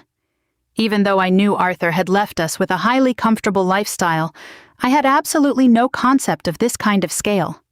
Commercial real estate rent checks coming in from Fort Worth, shares in multiple industrial parks, high-yield index funds, and even a massive block of phantom stock Arthur had secretly retained before selling his development firm. After 9 years of compound interest and the explosive boom of the Texas real estate market, the numbers had ballooned to a dizzying height. Marcus looked me dead in the eye. "Your current estimated estate valuation is just over $22 million. I stared at him in absolute shock, completely speechless. No. Yes, he confirmed. The entire room suddenly felt like it was spinning. For years, I had lived an incredibly modest life. I clipped coupons, bought clothes on sale, and mowed my own lawn, maintaining a simple daily routine. I quietly donated money to the veteran charities Arthur had cared so deeply about. I never once touched the core investment portfolios because I didn't need reckless spending to feel secure. And the entire time, Julian had been circling over me like a vulture, viewing his own mother as nothing more than a massive lottery ticket waiting to cash out. Sarah sat beside me, listening in absolute open-mouthed disbelief. "Does Julian know these specific numbers?" she asked cautiously. Marcus shook his head. He knows Evelyn is highly wealthy, but Arthur deliberately structured the core assets for maximum privacy. He paused intentionally, his face hardening like iron. Especially after Julian got tangled up in that Securities and Exchange Commission investigation and that ridiculous gambling scandal years ago. My stomach plummeted like a stone and my head snapped up. An SEC investigation? Gambling? Marcus hesitated, letting out a long, heavy sigh. Arthur didn't want to burden you with those things at the time. I suddenly felt entirely freezing. "What are you talking about, Marcus?" Marcus clasped his hands together on the desk. When Julian was 34, his venture capital fund wasn't just facing total liquidation from high-leverage crypto bets. He had also misappropriated client funds to cover massive debts from illegal offshore sports gambling. If he had been convicted, it would have been a federal felony. I stared at him, completely mouth-brained. No. He was totally cornered, and he came begging Arthur to save his life, Marcus said. The memory hit me like a flash of lightning. That was the exact year Arthur unexpectedly liquidated a massive chunk of our highly liquid mutual funds. For months, he was under an immense amount of stress, constantly locking himself in the study and engaging in fierce, muffled arguments over the phone. I had never known why. Marcus's tone remained exceptionally flat. Your husband secretly paid off over $800,000 of his debt. He spent a fortune hiring crisis PR firms and top-tier white-collar criminal defense attorneys just to bury the SEC probe. All of it was done to protect Julian and Chloe's so-called respectable image. Tears instantly burst from my eyes. Arthur had protected our son, even keeping it a total secret from me. And now Julian was trying to bleed dry the very mother who had sacrificed alongside his father. I quickly averted my gaze. How bad was it back then? He was on the brink of total bankruptcy and facing actual prison time. Sitting next to me, Sarah let out a sharp gasp. For a moment, I literally couldn't breathe. Does that mean, is he in trouble again right now? Marcus's expression gave away the answer before he even spoke. I used my connections to do a little digging. Yes, his venture capital fund is currently experiencing a catastrophic run. His limited partners are preparing to sue him for fraud. Everything, every single piece of this horrifying puzzle, suddenly made perfect, logical sense. All the immense pressure, the constant gaslighting, the frantic rush to strip me of my civil rights to control my estate, and Chloe's desperate impatience to liquidate my Preston Hollow home. This wasn't just basic greed anymore. This was the raw panic of a man facing total annihilation. I covered my mouth with trembling fingers. Oh my God. Marcus leaned forward, his delivery becoming incredibly grave. Evelyn, you need to listen to me very carefully. Julian may still love you in some deeply fractured way, but a person facing absolute financial ruin will make exceptionally dangerous decisions. There was that word again, dangerous. The exact same warning Sarah had given me. I closed my eyes in pure agony. How could Arthur keep something this massive from me? Because he knew you entirely too well. He knew you would forgive Julian without a single second thought, even if it meant breaking your own bones to make him soup, Marcus said softly. Your husband was terrified that your unconditional motherly love would eventually destroy your financial security in your twilight years. Those words cut me to the quick because they were brutal and entirely accurate. Sarah reached over silently and squeezed my hand. I looked back down at the legal folders. $22 million. Countless deeds and trusts. A fortune capable of changing the trajectory of multiple generations. I completely understood now why Julian had become so fiercely aggressive. He wasn't trying to help me at all. He was frantically clawing for a lifeline to save himself from drowning. Marcus carefully opened another manila folder. "There is one more thing." I looked up weakly. "What else?" "Your current will. As it stands, upon your passing, virtually all trust assets transfer directly and unconditionally to Julian." Of course they did. He was my son. Or rather, when I signed that will years ago, I still believed he was a son worthy of that trust. Marcus studied my face with intense focus. "You need to decide right now if this will still represents your true wishes." The question hung incredibly heavy in the quiet room. After everything, after all the lies and the cold manipulation, after he tried to convince a probate judge that I was a senile, incompetent old lunatic, was I really going to let Julian inherit the empire Arthur spent his entire life building? I looked down at the wedding band on my finger. Arthur had spent his whole life protecting me.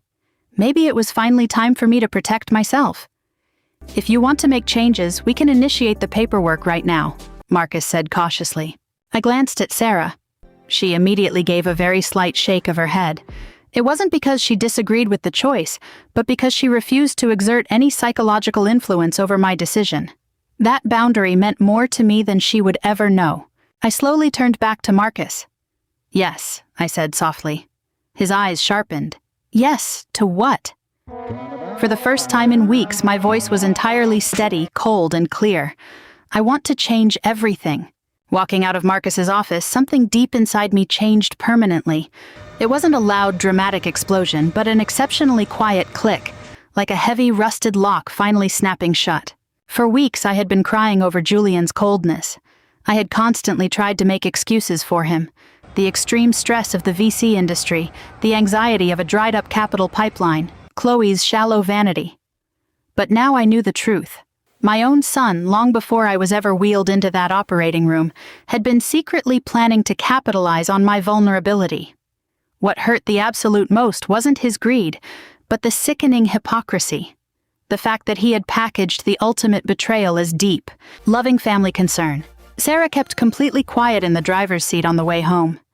Under a miserable gray sky, the high-rises of Dallas blurred past the passenger window. Finally, she stole a quick glance at me. "How are you holding up?" I kept my eyes glued to the glass. "It feels like I buried someone else today." She didn't ask me what I meant by that, maybe because she already understood. That night, I sat alone in the dark living room, holding an old photograph of Julian when he was a boy. He was about 7 years old in the picture, his face completely covered in flour. Arthur had made a rare exception and let him help bake a Texas pecan pie for Thanksgiving. His tiny hands were proudly propped on his hips, smiling at the camera with absolute, unguarded joy. I gently traced his face with my thumb. How does a little boy who used to cry over a hurt sparrow in the backyard grow into a man capable of coldly petitioning a court to strip away his own mother's civil rights and kick her out of her own home? I still couldn't wrap my head around it, but for the very first time I stopped blaming myself for his failure. At exactly 8 o'clock, my phone rang. It was Julian. I initially wanted to let it go straight to voicemail, but instinct told me to pick it up. "Hey, Mom." His voice had completely dropped the fake cheerfulness. It was tight, strained, and filled with a barely concealed irritability. "How was your day?" I almost laughed out loud. "You're suddenly very interested in my daily routine." There was a sharp pause on the other end. Then he spoke. "Marcus Thorne called me today." There it was. It wasn't because Marcus had betrayed my confidence, but because Julian had undoubtedly contacted Marcus earlier as the designated executor of the estate, trying to nose around. Marcus, acting strictly as my attorney, had immediately recognized the boundary violation and shut him down. I leaned back heavily against the cushions. "I see." Julian let out an exceptionally angry, agitated breath. "You actually went behind my back to see him?" The sheer absurdity of the question left me stunned. "Behind your back?" I countered calmly.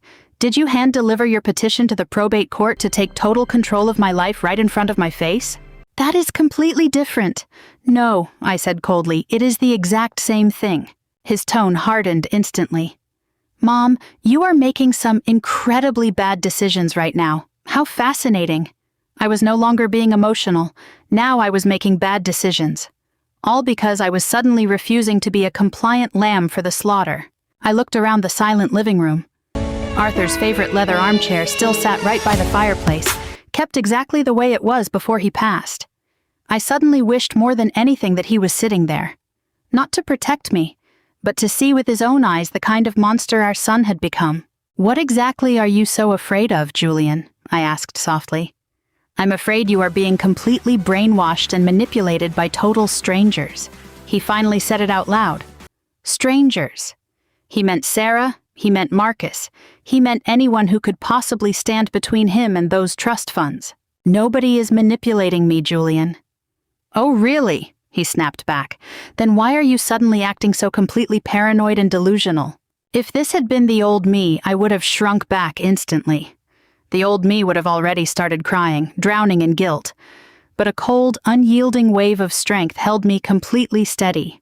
"Do you want to know what real delusion looks like?" I asked him, my voice entirely level.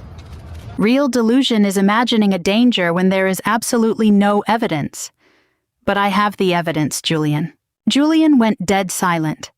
The rhythm of his breathing shifted subtly over the line. Then he said the words that officially destroyed the absolute last shred of hope in my heart. "You have completely lost your mind, Mom." The dead silence in the living room was suffocating. The knives were finally out. This had absolutely nothing to do with concern. This was his ultimate strategy, to paint me as a senile, incompetent old woman suffering from dementia. Once he convinced a probate judge that I had lost my mind, stripping away my civil rights would be entirely effortless. I slowly closed my eyes. "Do you even hear what is coming out of your mouth right now, Julian? Every single word you say is proving my point." "Your point?" I whispered, my voice incredibly quiet but as sharp as a razor blade. "You mean the fact that you are trying to convince the entire world your mother is losing her mind, all so you can easily hijack a $22 million trust fund? Oh my God, Mom, no!" For the first time in weeks, I cut him off using a commanding, severe tone that felt entirely foreign to me. The other end of the line went so completely quiet, it felt as though the air itself had frozen. Ignoring the blinding agony in my spine, I stood up slowly. "For weeks, I have been blaming Chloe," I said, dropping my voice to a low register. "I kept telling myself that maybe she was the vain one, that maybe she was forcing your hand. But this was your idea all along, wasn't it?" A terrifying silence followed. Then Julian's voice turned cold enough to make my blood run cold. "You have absolutely no idea how difficult my life is right now." The sheer confession in those words left me stunned. It wasn't because he admitted things were hard, but because there wasn't a single shred of shame in his voice. There was only endless, bitter resentment. "What happened to the $800,000 I gave you 5 years ago to bail you out?" Dead silence. My stomach twisted into a tight knot. "Speak to me, Julian. What happened to it?" "I invested it," he finally muttered. Another heavy pause. The investment failed. I gripped the edge of the dining table with white knuckles. "How bad is it?" His reply was barely a whisper, exceptionally bad. Suddenly I saw the entire picture clearly, the constant impatience, the erratic gaslighting, the frantic urgency. He wasn't just being greedy, he was drowning, the SEC investigation, the completely trapped leverage. But instead of acting like a real man and coming to me for help, he chose to position himself as the legal executioner of my life, perfectly fine with watching me get thrown into a memory care facility. I felt physically sick. "So you were secretly planning for me to hurry up and die? Or just lose my mind?" I asked, my voice trembling. "That is an incredibly ugly way to put it." "No," I said, my voice finally cracking slightly. "If that isn't what you were thinking, then why did you already have draft documents prepared to liquidate my real estate?" "I was just preparing for a rainy day. You were preparing a robbery." The truth finally detonated between us, naked, ugly, and bleeding. For at least 15 seconds, neither of us said a word. Finally, Julian muttered with intense irritation, "You have absolutely no concept of the kind of pressure I am under." A bitter laugh escaped my throat before I could stop it. "You want to know what real pressure looks like?" Tears burst from my eyes. Real pressure is burying your husband with your own 2 hands, and then forcing yourself to stay strong to raise your child completely alone. Silence.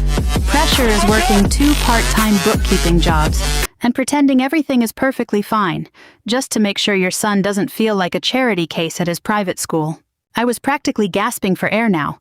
Pressure is sacrificing my own highly comfortable retirement planning, just so you could have a fund to squander on your business ventures. My voice dropped low, sounding like a final judgment. And do you know what breaks my heart the absolute most, Julian? He didn't say a word. Even if you had ruined everything, I still would have bankrupted myself to save you.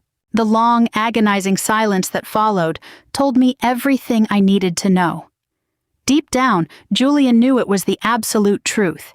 If he had just come to me honestly, I would have broken my own bones to save him all over again. But greed and fear completely change a person. It makes honesty look like an unnecessary burden. Finally, Julian's voice softened, carrying a bizarre, defensive sense of entitlement. You just don't understand, Mom. Chloe. She is accustomed to a specific standard of living. If I go bankrupt, she will leave me. I let out a wet, hollow scoff.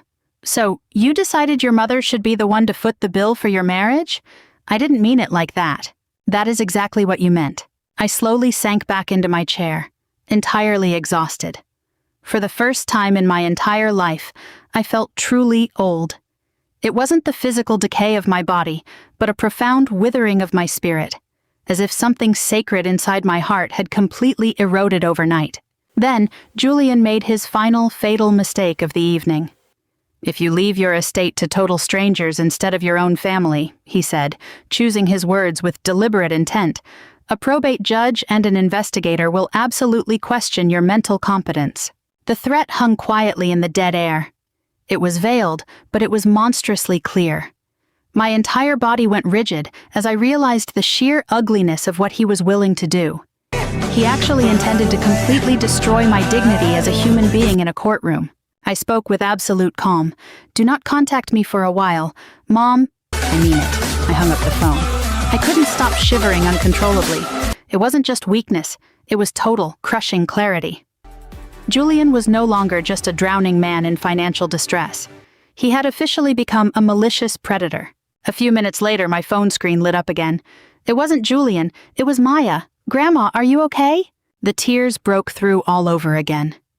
In this entire so-called family, the only person who still cared if I was in pain was a 15-year-old child. I slowly typed out a reply. I'm perfectly fine, sweetheart. But even as I pressed send, I knew I was lying, because absolutely nothing in my life was on the right track anymore. The accidental fall happened just after midnight a week later. I remember it with absolute vividness because the antique grandfather clock in the hallway had just finished chiming 12 times. I couldn't sleep. Julian's threatening warning was looping constantly in my mind like an open wound, and I couldn't stop picking at it. I decided to shuffle downstairs in the dark to brew myself some herbal tea. The overhead kitchen lights felt entirely too piercing for my exhausted eyes, so I relied on my walker, moving unsteadily toward the stove. Lately, everything in my body had been aching. My spine, my back, and my heart. The exact second I reached out my hand to grab the kettle, my cotton sock slipped on the polished hardwood floor. It happened entirely too fast. There was absolutely no time to react. 1 second I was standing. The next, a violent, tearing agony ripped straight through my lumbar spine as my body slammed heavily against the edge of the counter before crashing hard onto the floor. The impact knocked the breath completely out of my lungs. A sharp, agonizing scream tore out of my throat before I could stop it. For what felt like an eternity, I literally couldn't catch my breath. The pain was entirely devastating, sharp, blinding, and overwhelming. Pure panic flooded my system instantly. I tried to use my arms to push myself up, but the agonizing white-hot pain made the room go completely black, and I nearly lost consciousness. Oh my God! My fingers cramped violently as I clawed upward, trying to reach my phone, which was sitting on the edge of the counter right above my head. It took 3 desperate attempts just to knock it down onto the floor, my shaking fingers frantically unlocking the screen. I called Julian first. Of course I did, because no matter how fractured a relationship becomes, a mother in a life-or-death crisis will always instinctively cry out to her child. The phone rang and rang and rang. No answer. I dialed again. It went straight to voicemail. I stared at the screen in total despair, my vision completely blurred by tears. "Please," I whispered hoarsely to the empty room. "Please pick up." Nothing. The massive house suddenly felt like a tomb closing in on me, cold, silent, and exceptionally dangerous. A terrifying thought flashed through my mind. I could literally die completely alone right here on my kitchen floor, while the son who was trying to hijack my entire estate was sleeping comfortably in his mansion 40 minutes away. My breathing became fast, shallow, and ragged. That was when another name flashed in my mind. Sarah. I hesitated for a split second. It was past midnight. She worked incredibly high-intensity shifts at the hospital during the day, but another sharp spasm shot through my back, forcing a miserable sob out of my chest. I finally pressed the call button. The phone didn't even complete a second ring before she picked up. "Evelyn?" Her voice was instantly alert, completely devoid of sleep. "I am so sorry," I gasped, choking back the pain. I fell. Her tone immediately shifted into something fiercely professional and sharp. "Where are you hurt?" I can't move. Stay exactly where you are. I'm on my way." No hesitation, no heavy sighing, no complaining about being disturbed, just immediate action. The moment the line went dead, I broke down and sobbed uncontrollably. 20 minutes later, headlights swept across the living room windows, followed by the sound of frantic footsteps on the porch. I weakly called out the front door code, and the heavy door was thrown wide open. Sarah rushed into the kitchen. She was wearing baggy sweatpants and Ugg boots, with nothing but a wrinkled t-shirt under her winter coat, her hair completely messy. It was obvious she had literally launched herself out of bed the second she got the call. "Oh my God!" she gasped, dropping directly to her knees beside me. The raw terror on her face was more genuine than any emotion Julian had shown me in months.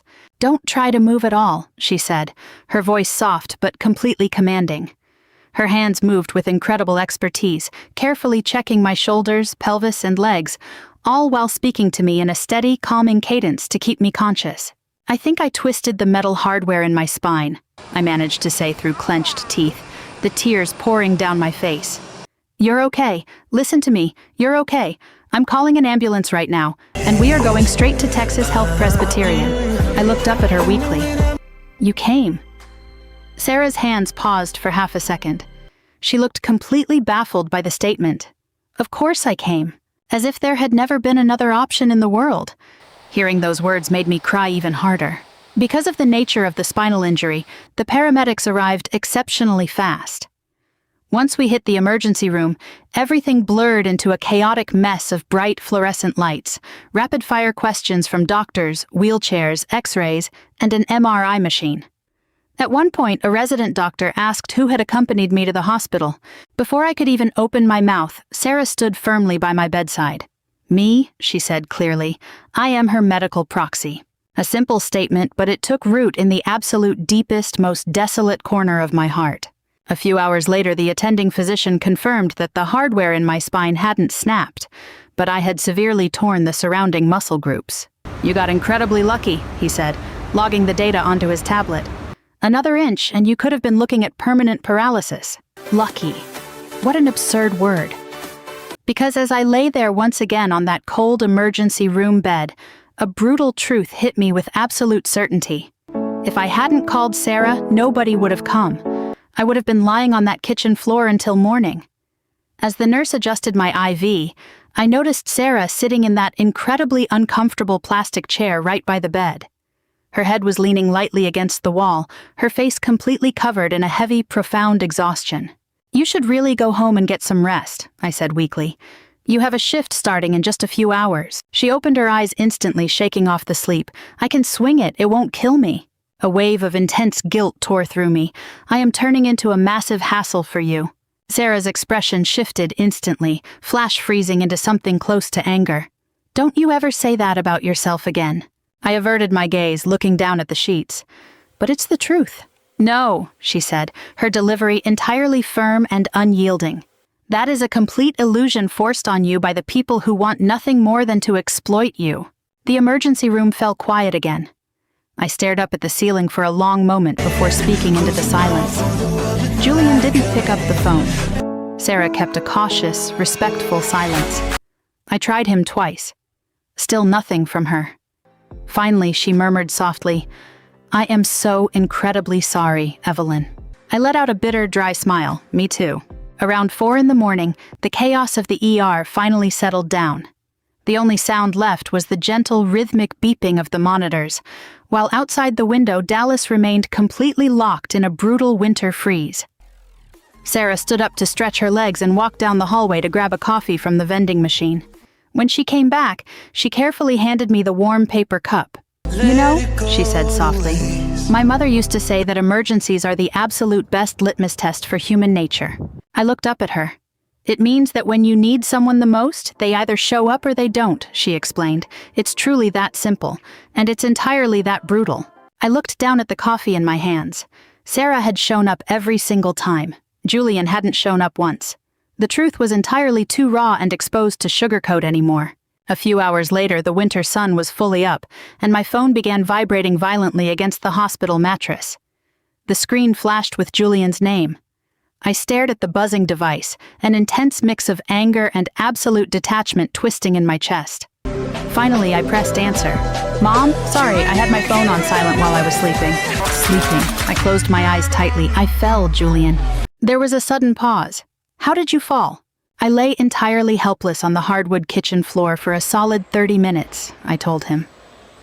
Another painfully awkward silence stretched over the line. "Well, you're okay now, right?" The question came entirely too late.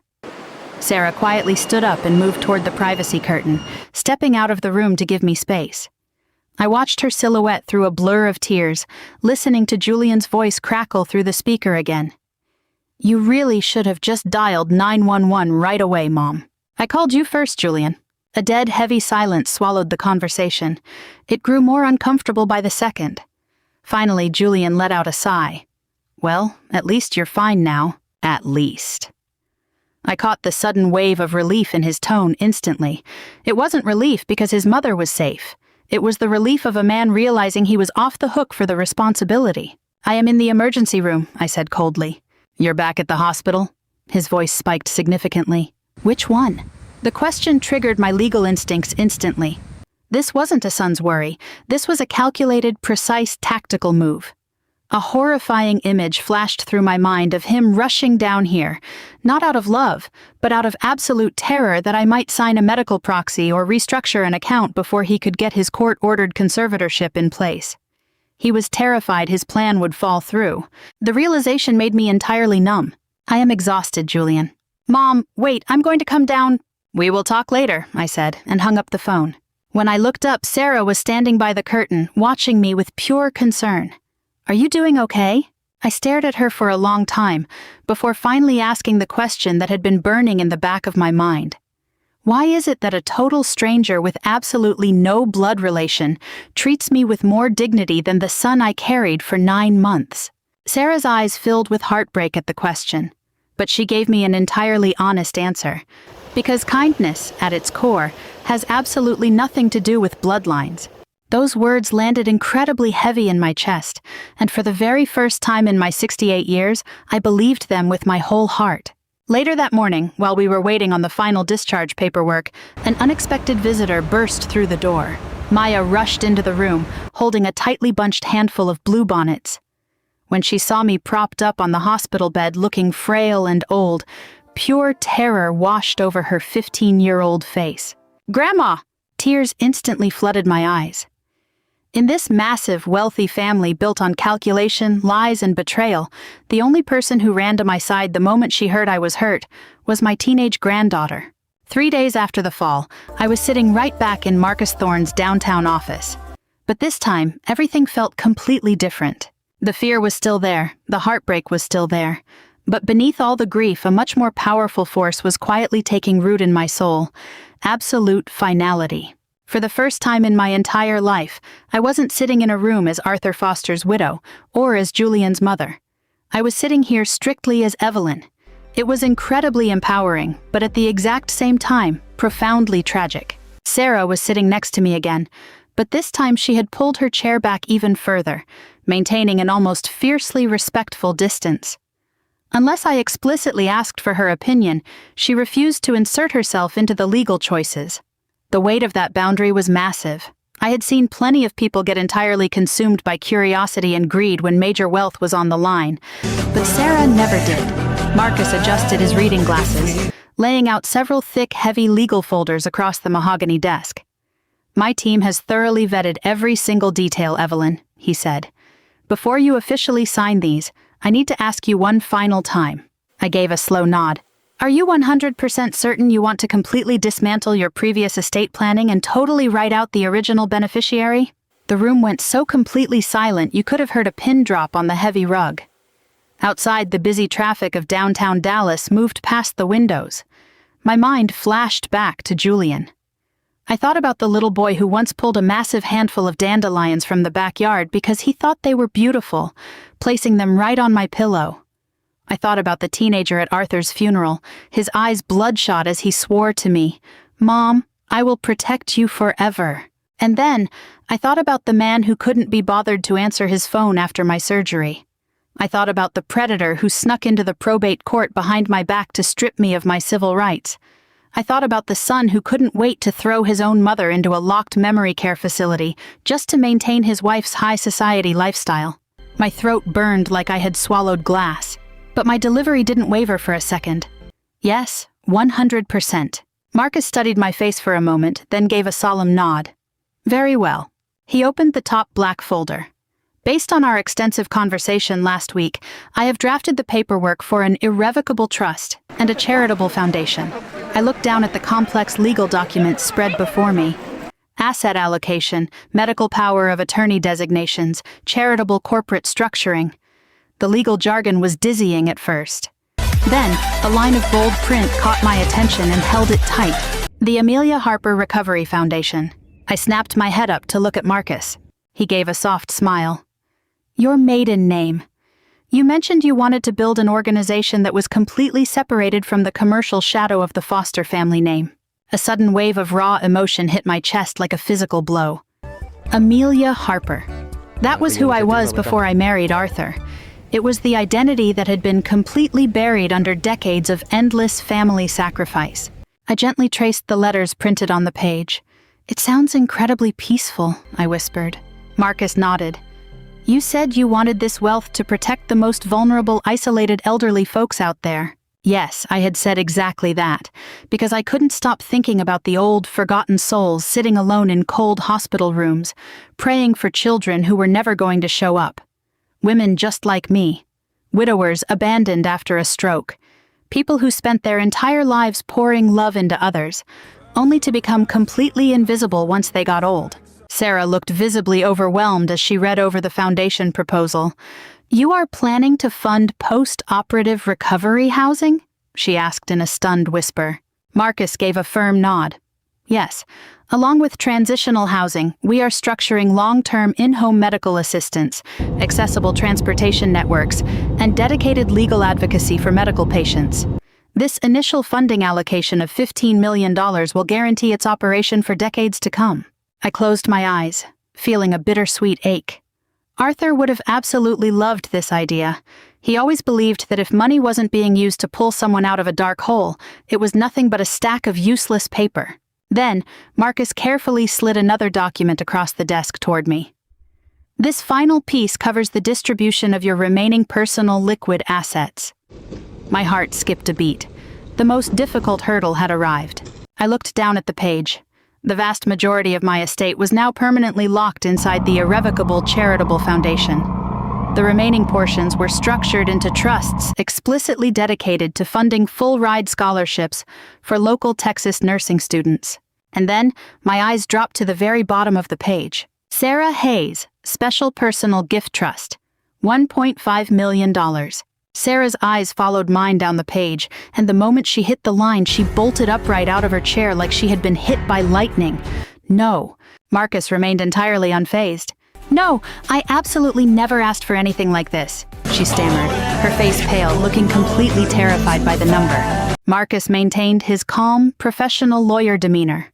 This allocation was added entirely under Evelyn's explicit instruction. She was exceptionally clear that she wanted to provide a substantial, personal thank you completely outside the corporate foundation architecture. Sarah turned to me instantly, her eyes bright red with tears.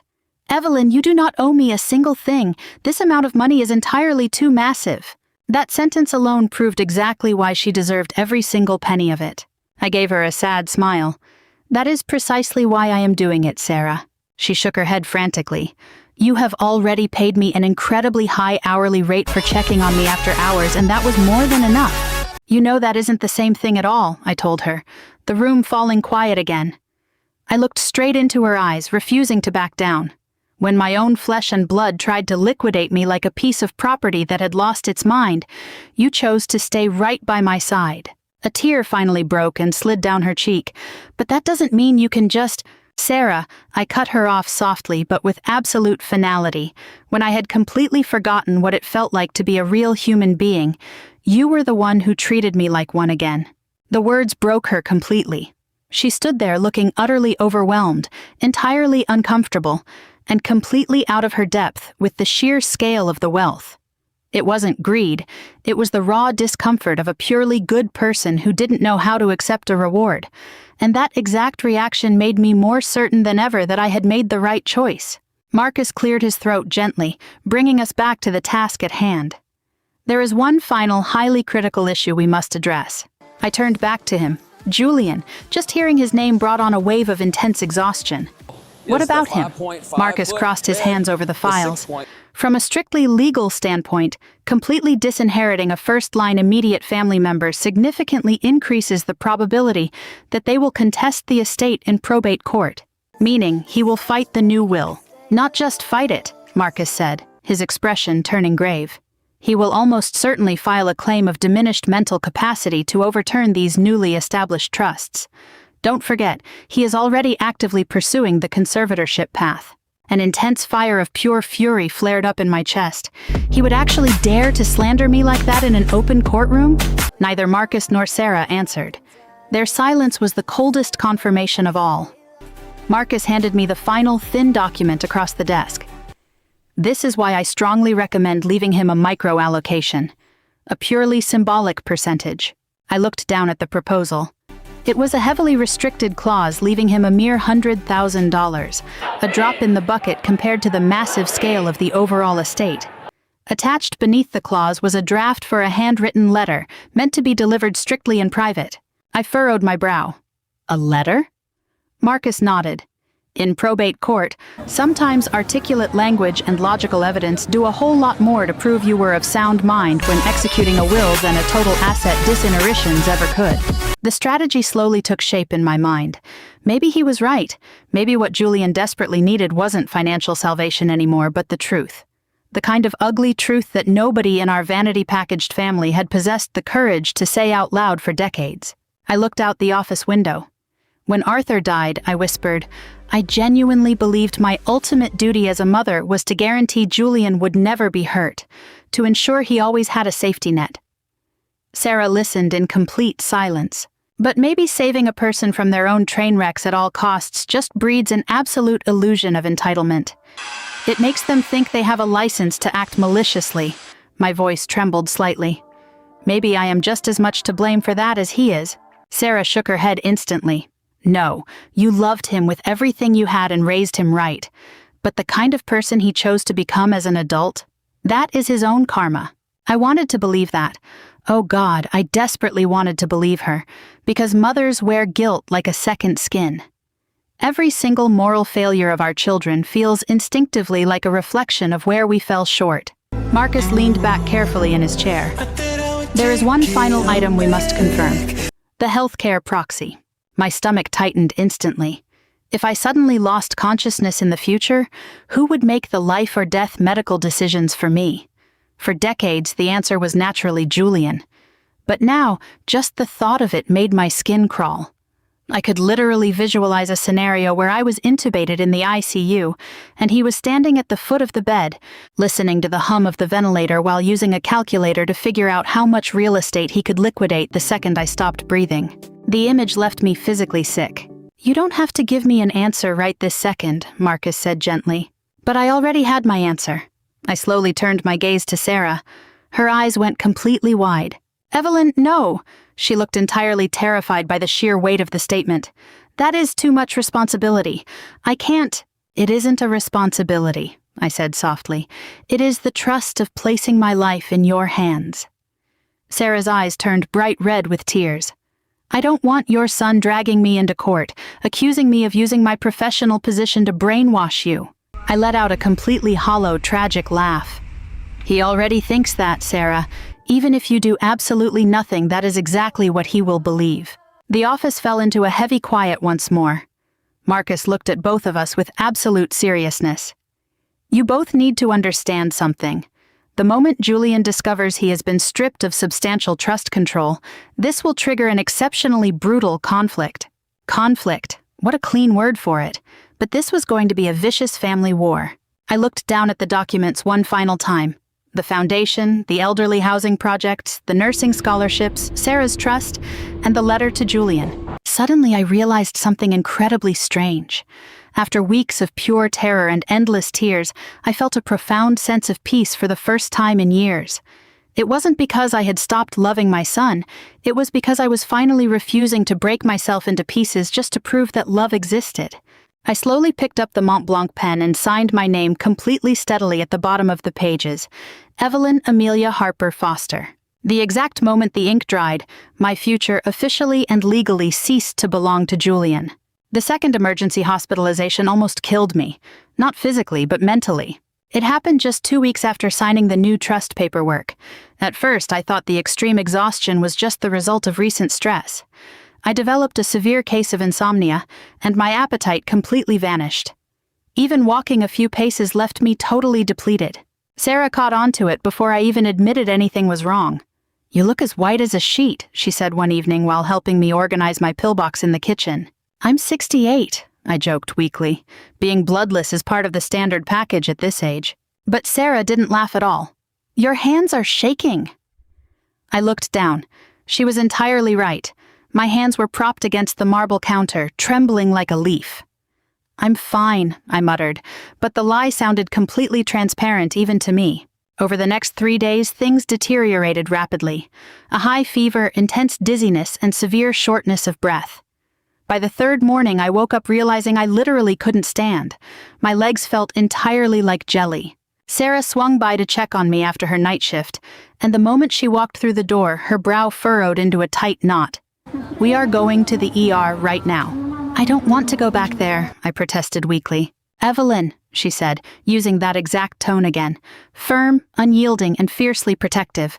It was the kind of tone someone only uses when they truly give a damn about whether you live or die. I was simply too weak to fight her on it. The ER intake was exceptionally fast. The diagnosis was deep vein thrombosis from the surgery, compounded by a severe septic infection. The attending physician updated my electronic chart, carefully explaining the situation. We caught it just in time, and the IV antibiotics are already working. But to be completely honest, Mrs. Foster, your body has been under some exceptionally extreme psychological stress lately, which directly triggered a total collapse of your immune system. Psychological stress. How fascinating. The body always finds a way to stage the most extreme physical protest to reveal the trauma you are trying so hard to bury. By that evening, I was lying in an ICU room. The various monitors beeped in a steady rhythm, and I felt a profound numbness that went 1,000 times deeper than physical exhaustion. Long after visiting hours had ended, Sarah was still sitting right by my bedside. You should really go home and sleep, I murmured, my voice barely a whisper. I'll leave once you're fully asleep, she said gently, tucking the blanket around my shoulders. Luckily for you, I actually quite like hospitals. I managed a genuine smile. This woman always found a way to soften the sharpest, most miserable moments. Around midnight, I finally drifted into a heavy, drug-induced sleep. I don't know how much time passed before the sound of hushed, muffled voices out in the hallway woke me up. One specific voice made my stomach drop instantly. Julian. My entire body went completely rigid under the heavy blanket, and a freezing chill ran right down my spine. Another voice answered him. It was Marcus Thorne. I was thrown into a state of total confusion. Why on earth was Marcus standing outside an ICU room in the middle of the night? I remained absolutely still, making my breathing as shallow as possible, listening as their words drifted through the cracked door. I am just map out a hypothetical scenario here, Julian said, choosing his words carefully, trying to sound completely professional. Marcus's voice cut through with unvarnished disgust. Your mother is currently in the ICU fighting a massive systemic infection, Julian. This isn't a hypothetical scenario. I am incredibly worried about her. Julian's fake anxiety made me feel entirely nauseous. I'm sure you are deeply concerned, Marcus shot back coldly. A sharp pause followed. Then Julian dropped his voice to a low register. I just need to know one thing. If the worst happens, what exactly is the status of her asset architecture right now? The pain in my chest was so intense it felt like my ribs were cracking. I literally couldn't breathe. Asset architecture. Not her infection levels, not whether she was going to make it through the night. Asset architecture. Your mother is still alive, Julian, Marcus replied flatly. I obviously know that. Then maybe you should focus your attention entirely on that fact, Marcus said, his delivery like ice. Another painfully awkward silence dragged out.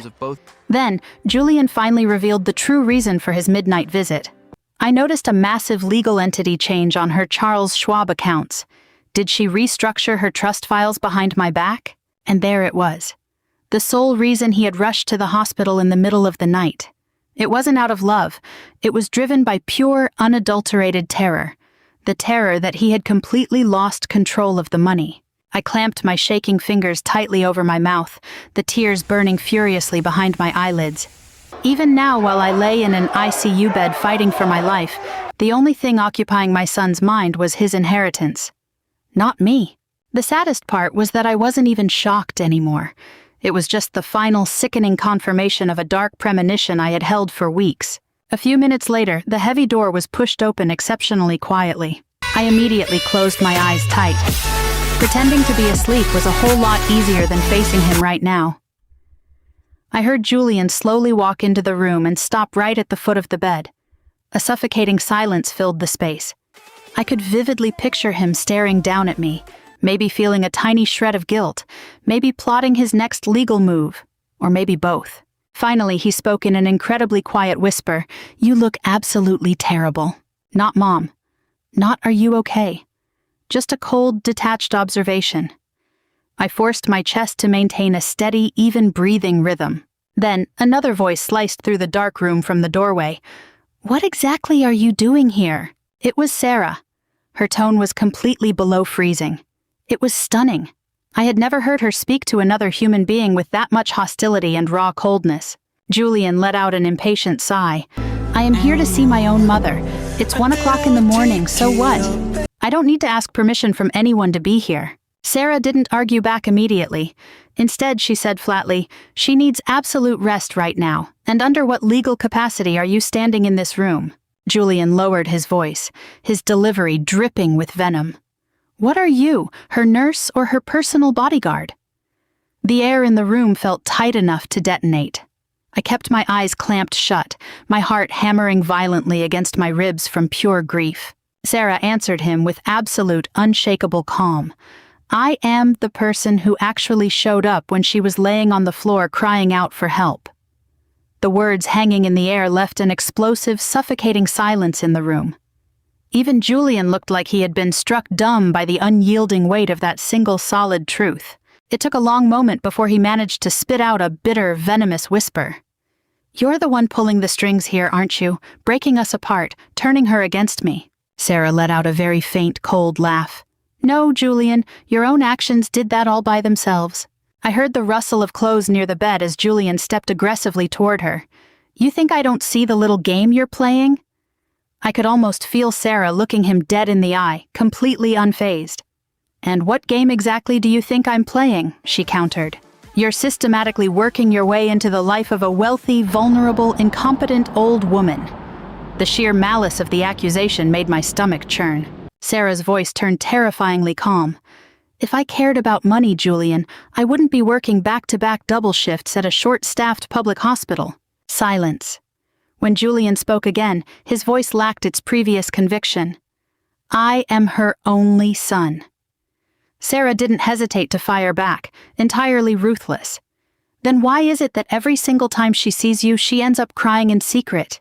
The room plunged back into a dead, absolute quiet. In the presence of a truth that naked, All the shiny, high society rhetoric in the world fell completely flat. A few seconds later, I heard the sound of Julian's footsteps retreating toward the door. Then he paused. I know she restructured the will and the trusts. His voice was low, carrying a lethal edge. She could never navigate that level of financial architecture all on her own. Someone is in her ear, feeding her script. Sarah didn't say a single word. If an evaluation board starts looking into her mental competence, Julian dropped his absolute worst threat. This situation is going to get exceptionally ugly for everyone involved.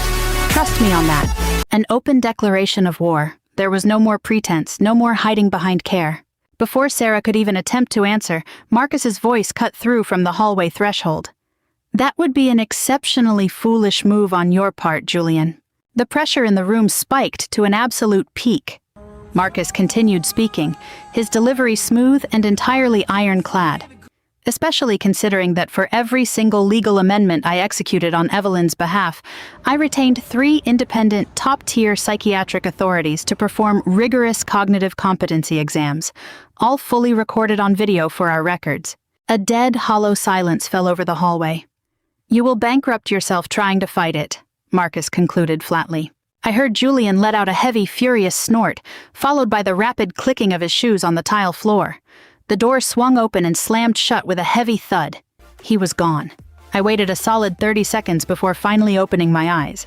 Sarah was standing right next to my bed, her eyes swimming with tears born from pure rage. Out in the doorway, Marcus looked completely drained. In that moment, I couldn't hold up the facade any longer. The tears finally spilled over, running down the side of my face onto the pillow. He only came here to see if he was still getting the money, I choked out, my voice completely hoarse.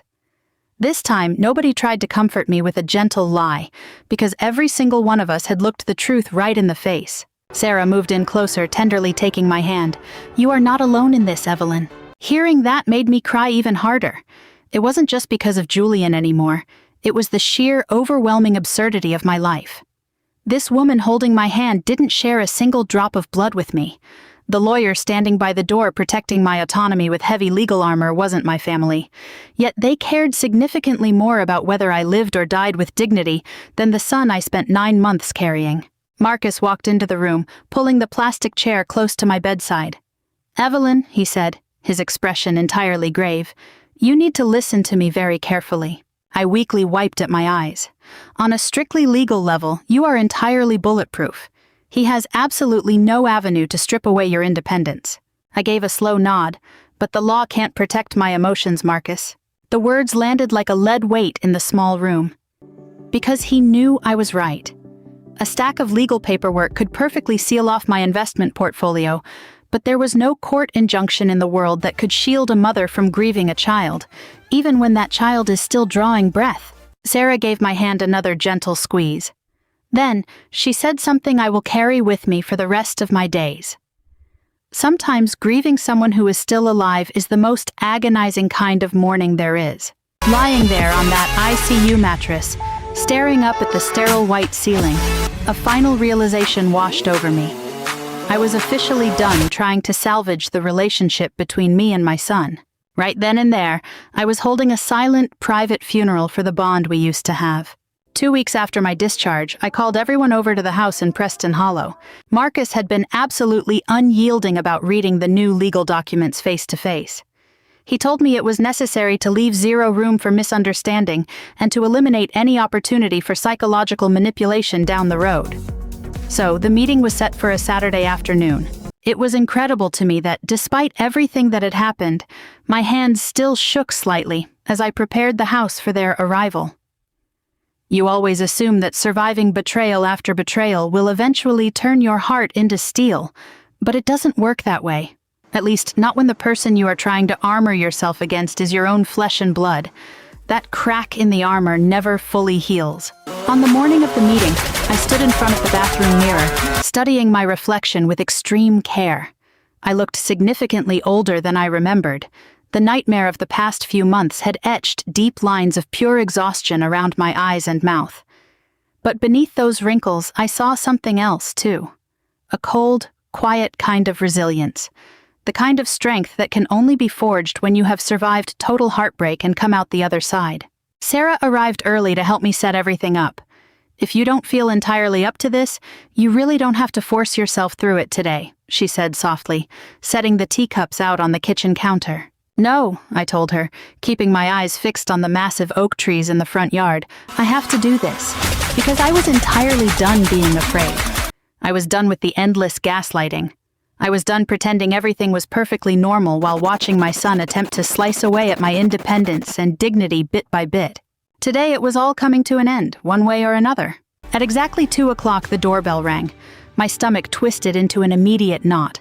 Sarah looked at me, pure concern written all over her face. Are you okay? Not really, I admitted honestly.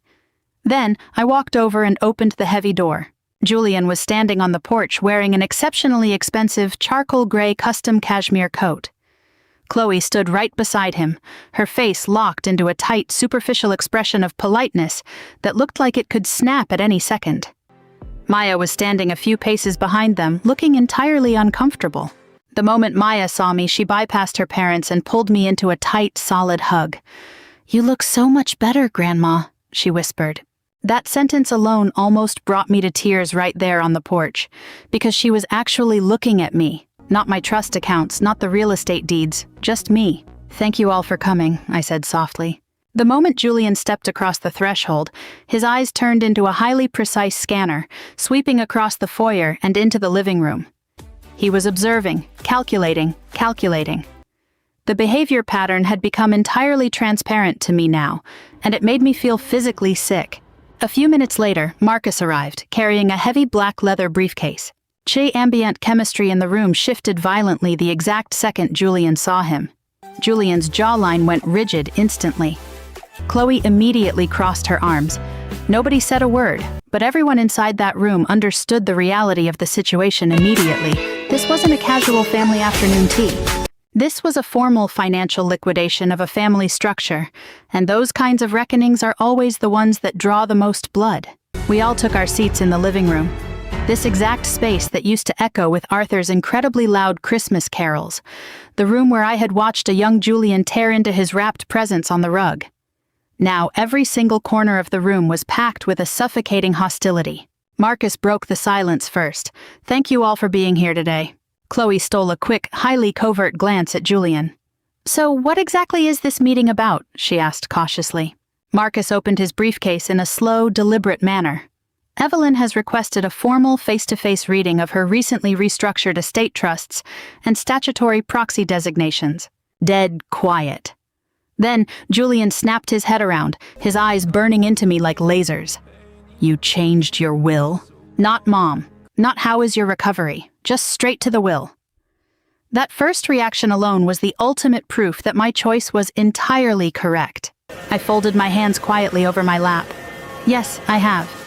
Chloe's face went entirely pale in a split second. When did this happen? Julian leaned back in his chair with agonizing slowness, staring at me as if the woman sitting across from him was a total stranger. "What exactly did you change?" Marcus didn't even wait for me to open my mouth before answering for me. Significant, sweeping modifications. The silence in the room was terrifying. Maya looked increasingly distressed, looking between us. "Dad?" she murmured weakly, but Julian completely ignored her. Marcus continued reading from the documents in an entirely steady, level voice. "The vast majority of the commercial trusts and liquid assets under Evelyn Foster's name have been completely and irrevocably transferred to the Amelia Harper Recovery Foundation. This foundation is structured as an irrevocable trust with the highest tier of legal protection, explicitly designed to provide long-term care and financial assistance to elderly patients who have been abandoned by their families during post-operative recovery." Chloe blinked rapidly, looking as if she had suddenly lost the ability to process the English language. "What?" I looked her dead in the eye. "I decided my money should go toward helping the people who feel completely forgotten by the world." Julian's face darkened into a terrifying mask of pure fury. "Who brainwashed you into doing this?" And there it was. In his worldview, I was permanently a puppet who needed someone else to pull her strings. "Nobody brainwashed me, Julian," I replied calmly. Marcus pressed on with the reading, completely uninterrupted by the outburst. Furthermore, additional trusts have been established explicitly for nursing scholarships and educational grants. Sarah was sitting over by the fireplace, looking so entirely uncomfortable she looked like she wanted to melt right into the drywall. Then, Marcus turned to the final few pages of the document. Additionally, supreme oversight and executorship authority over the Amelia Harper Recovery Foundation has been formally granted to Ms. Sarah Hayes. The silence that followed the final word felt like the vacuum of air right before a bomb detonates. Chloe snapped her head around, her eyes boring into Sarah with pure venom. "Are you out of your minds? Is this a joke?" Sarah immediately shook her head in total resistance. I had absolutely no knowledge of the foundation's specifics. But Julian wasn't listening to a word. He was staring at Sarah with absolute homicidal rage before turning his eyes back to me. "You are actually sitting there allowing a total stranger to scheme away your own son's inheritance?" "No," I cut him off with absolute calm. "She didn't scheme a single thing." "And you expect me to believe this is all just some wild coincidence? That this all just naturally happened?" I met his aggressive glare without flinching. "Just as naturally as you abandoned me." That line left Julian exceptionally speechless for 3 solid seconds. Then Chloe was the first to explode. "This is absolute madness, Evelyn." How fascinating. What she was displaying wasn't emotional heartbreak, but pure, unadulterated fury over tens of millions in family assets flying out the window. "You are seriously going to hand over millions in family wealth to some random caregiver who came out of nowhere?" I stared at her, my expression below freezing. "This so-called stranger is the person who stayed by my bedside, refusing to leave my side for a single second, when I was close to dying in the emergency room." Chloe's face turned bright red with a mix of shame and anger. "You cannot punish Julian this ruthlessly over a minor communication misunderstanding." "A minor communication misunderstanding?" I repeated the words exceptionally softly. Suddenly, a profound exhaustion rippled out from the very depths of my soul, because even now, they arrogantly refused to acknowledge the sheer malice of what they had done. "You went behind my back to file a forced conservatorship petition in probate court," I said, turning my eyes back to Julian, my voice quiet but cutting straight to the bone.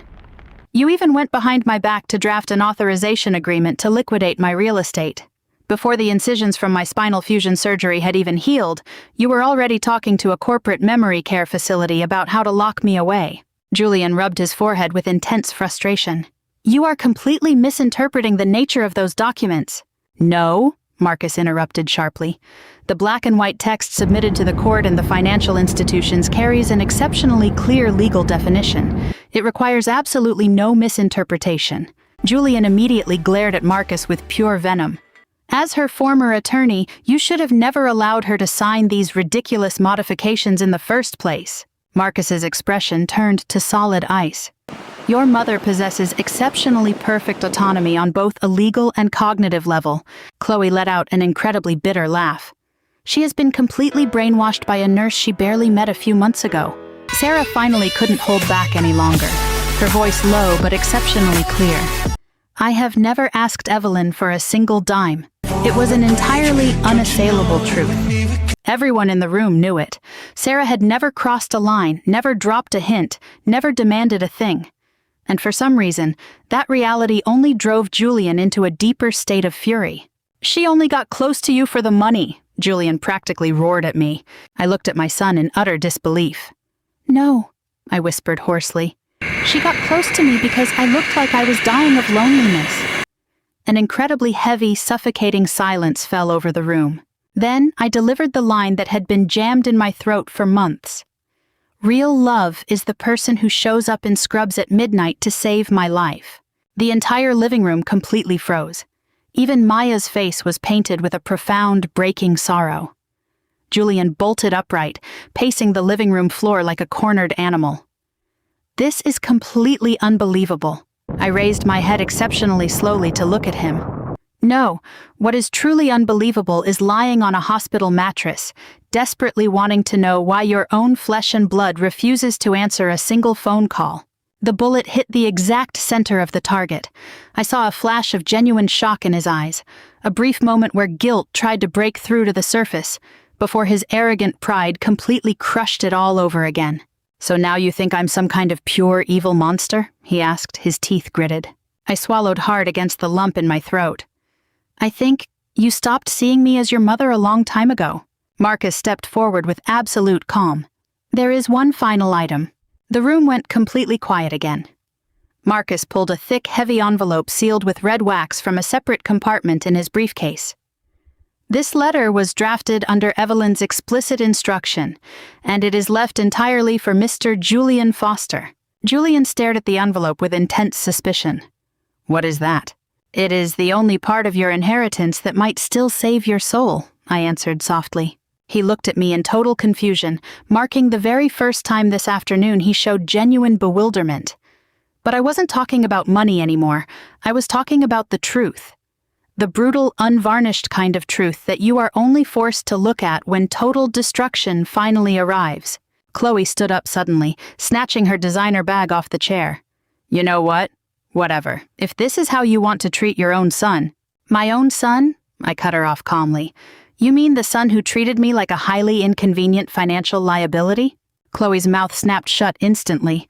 Maya looked at her father with an immense, breaking pain. She was truly looking at him. And I think in that exact split second, Julian realized something entirely terrifying. He hadn't just lost control of a $20 million trust fund. He was actively losing his identity as a good father in the eyes of his daughter. After the final word was spoken, the living room fell into a prolonged, heavy, dead silence.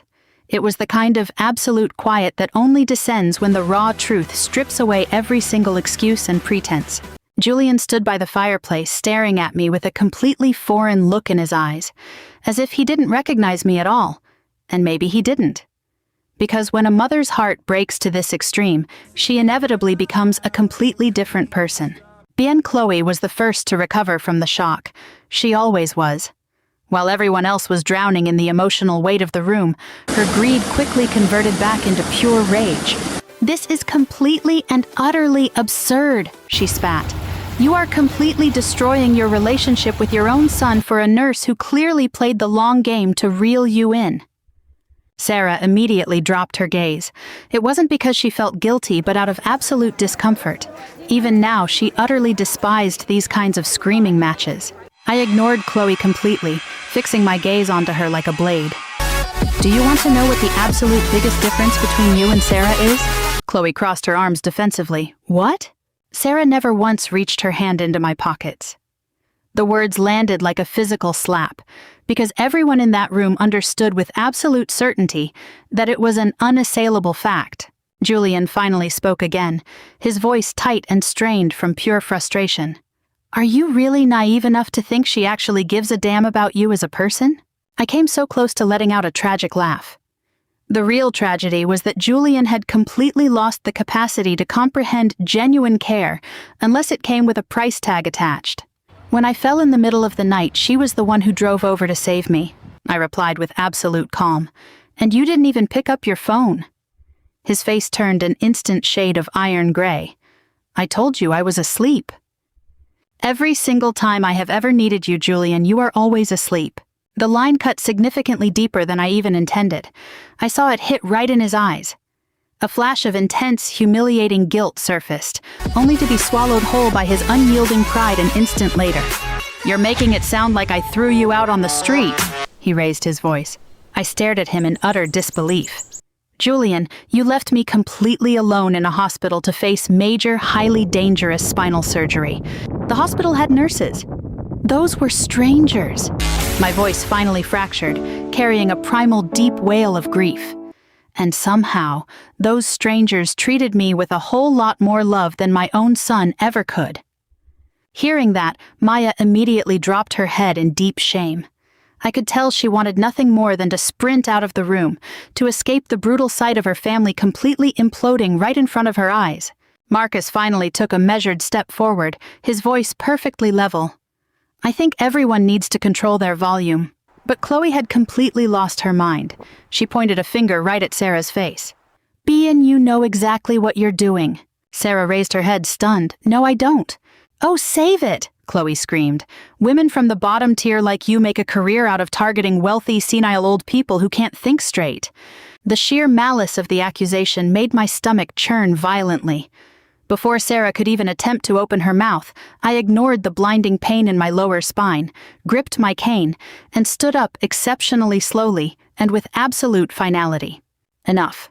The living room went dead silent instantly, because for the first time in decades, I sounded entirely furious. It wasn't an emotional breakdown, and it wasn't a fragile cry. It was pure, authoritative, powerful wrath. I locked my eyes onto Chloe. "Do you want to know what the absolute ultimate irony is here?" She took half a step back, terrified by the look in my eyes, completely silent.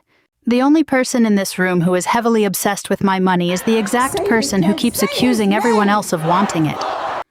Her face flushed an instant shade of dark purple.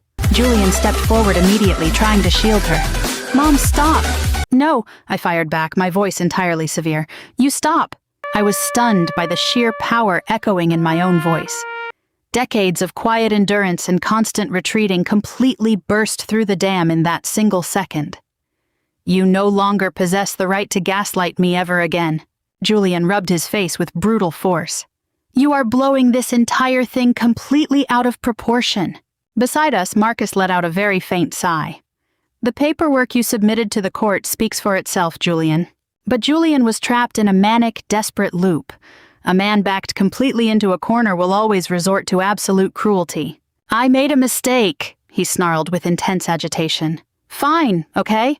But this," he waved his hand frantically towards Sarah, "this decision is absolute mental incompetence."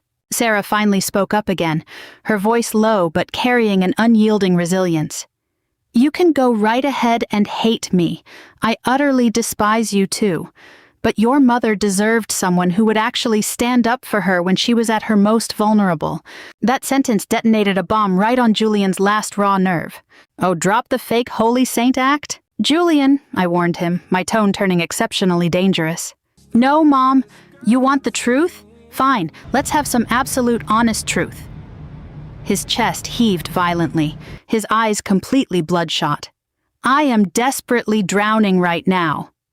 The sudden confession left an absolute terrifying silence hanging over the entire room. Even Chloe stared at him, her eyes wide with total shock. He had finally blurted out his ugliest secret for the world to hear. Julian let out a bitter, manic scoff, pacing the living room floor like a man who had completely lost his sanity. "Do you think I wanted things to get to this point?" I looked at him, watching him closely. For the first time in months, what I saw in his eyes wasn't that sickening, arrogant pride, but raw, suffocating terror. It was the genuine panic of a man staring directly into an abyss. "My portfolio completely imploded," he admitted, his voice entirely raspy. "The valuations across the tech sector suffered a total avalanche. Client capital is completely locked up, and they are demanding immediate redemptions. I can't even make the payments on the secondary mortgage for the mansion in Austin." Chloe looked significantly more horrified now than she did when the will was being read. "Julian, no." "Let's just stop pretending," he snapped, cutting her off with intense agitation. He turned back to face me, his eyes entirely fractured. "This deficit is massive. I can't plug the hole anymore." The room went entirely quiet. A part of my maternal instinct still screamed at me to run over, wrap my arms around him, and comfort him. A mother's love is a highly stubborn curse. Even when her heart has been shattered into pieces, seeing her child suffer still cuts like a knife. But then, the vivid memories came rushing back. The forged legal documents, the secret surveillance, the bitter hospital arguments, and the veiled threats to lock me away in an institution. "You could have just told me the truth," I said, my voice barely a trembling whisper. His face twisted into a highly contorted sneer. "And say what?" "Hey, Mom, I stupidly ruined my financial standing all over again. Can you write me another multi-million-dollar check?" "Yes." The short, simple answer left him completely frozen. I took a slow step forward. "Yes, Julian. You could have said exactly that."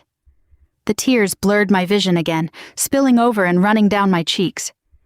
"I would have helped you. I still would have figured out a way to pull you through." An incredibly deep, heavy silence fell over the room.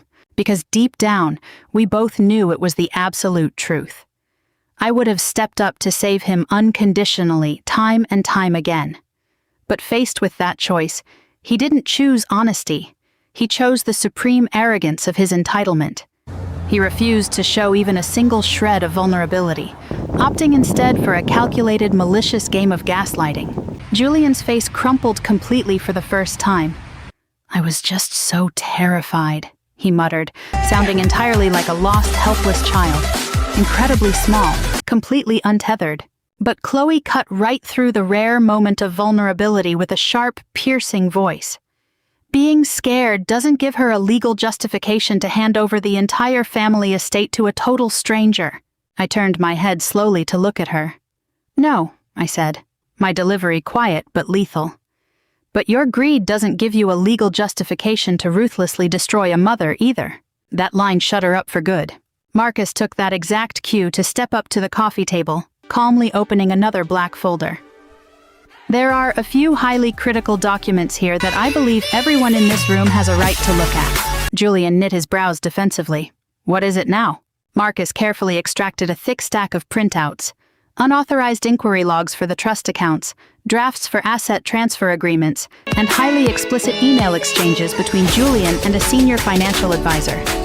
Every single piece of evidence Julian desperately wanted buried forever was now being laid out across the coffee table by Marcus, completely steadily, sheet by sheet. "These detailed written records don't just prove an unauthorized attempt to illegally seize control of Mrs. Evelyn Foster's estate," Marcus declared with absolute calm. Chloe stared at the papers in total horror. Maya looked like she was going to be physically sick. Julian said absolutely nothing, because in the face of unassailable evidence, any transparent denial was completely useless. "If these boundary violations are handed over to federal investigators," Marcus added softly, "they will very quickly escalate into severe criminal fraud charges." I watched the color completely drain from Julian's face. I think that was the exact moment he realized how far past the line of legality he had actually walked. This wasn't just a moral or emotional failure anymore. This was a matter of strict federal law. Right then, Maya spoke up, her voice incredibly faint. "Dad!" Everyone turned to look at her. The 15-year-old girl's eyes were swimming with desperate tears. Grandma was crying the entire time she was in the emergency room. Julian looked like he had been frozen solid. Maya swallowed hard against the lump in her throat, her voice shaking. She was checking her phone every few seconds, completely desperate. "She was just waiting for you." Silence, a pure, absolute dead silence. Children have a natural instinct for speaking the unvarnished truth, completely devoid of strategy or performative nonsense.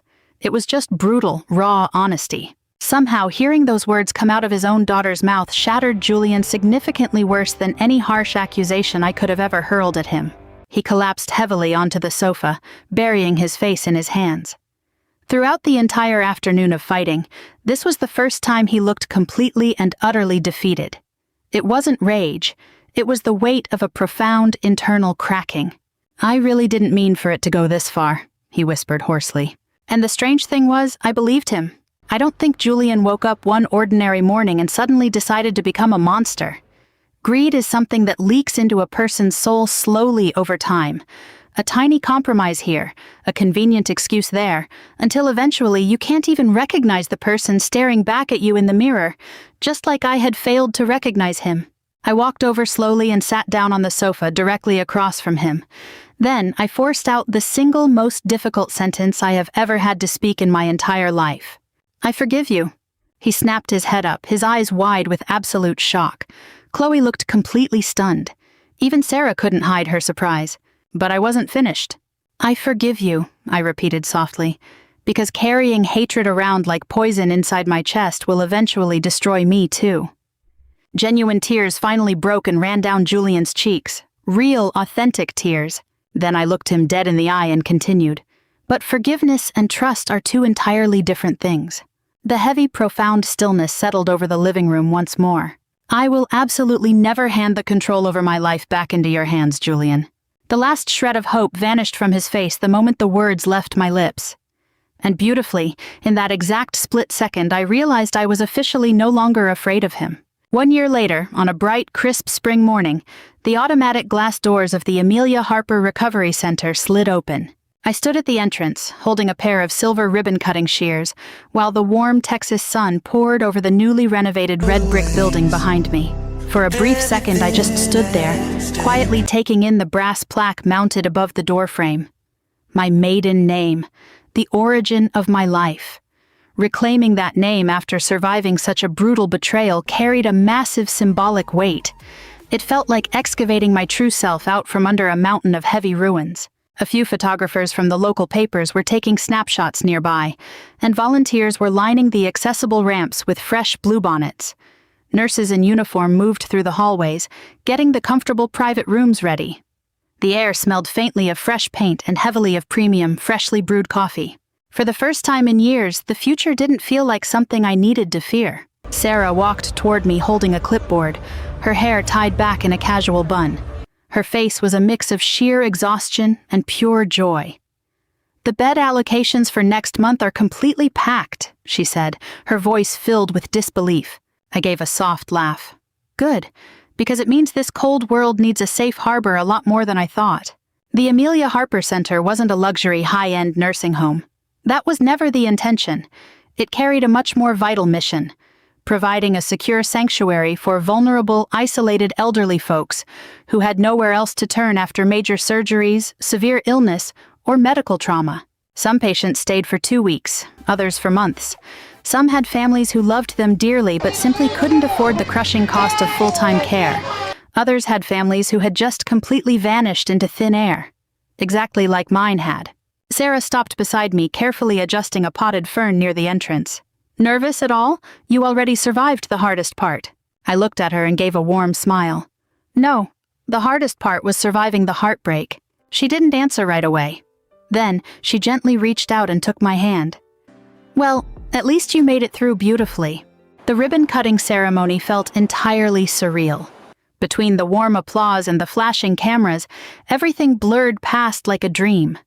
But the moments that truly mattered arrived long after the noise died down.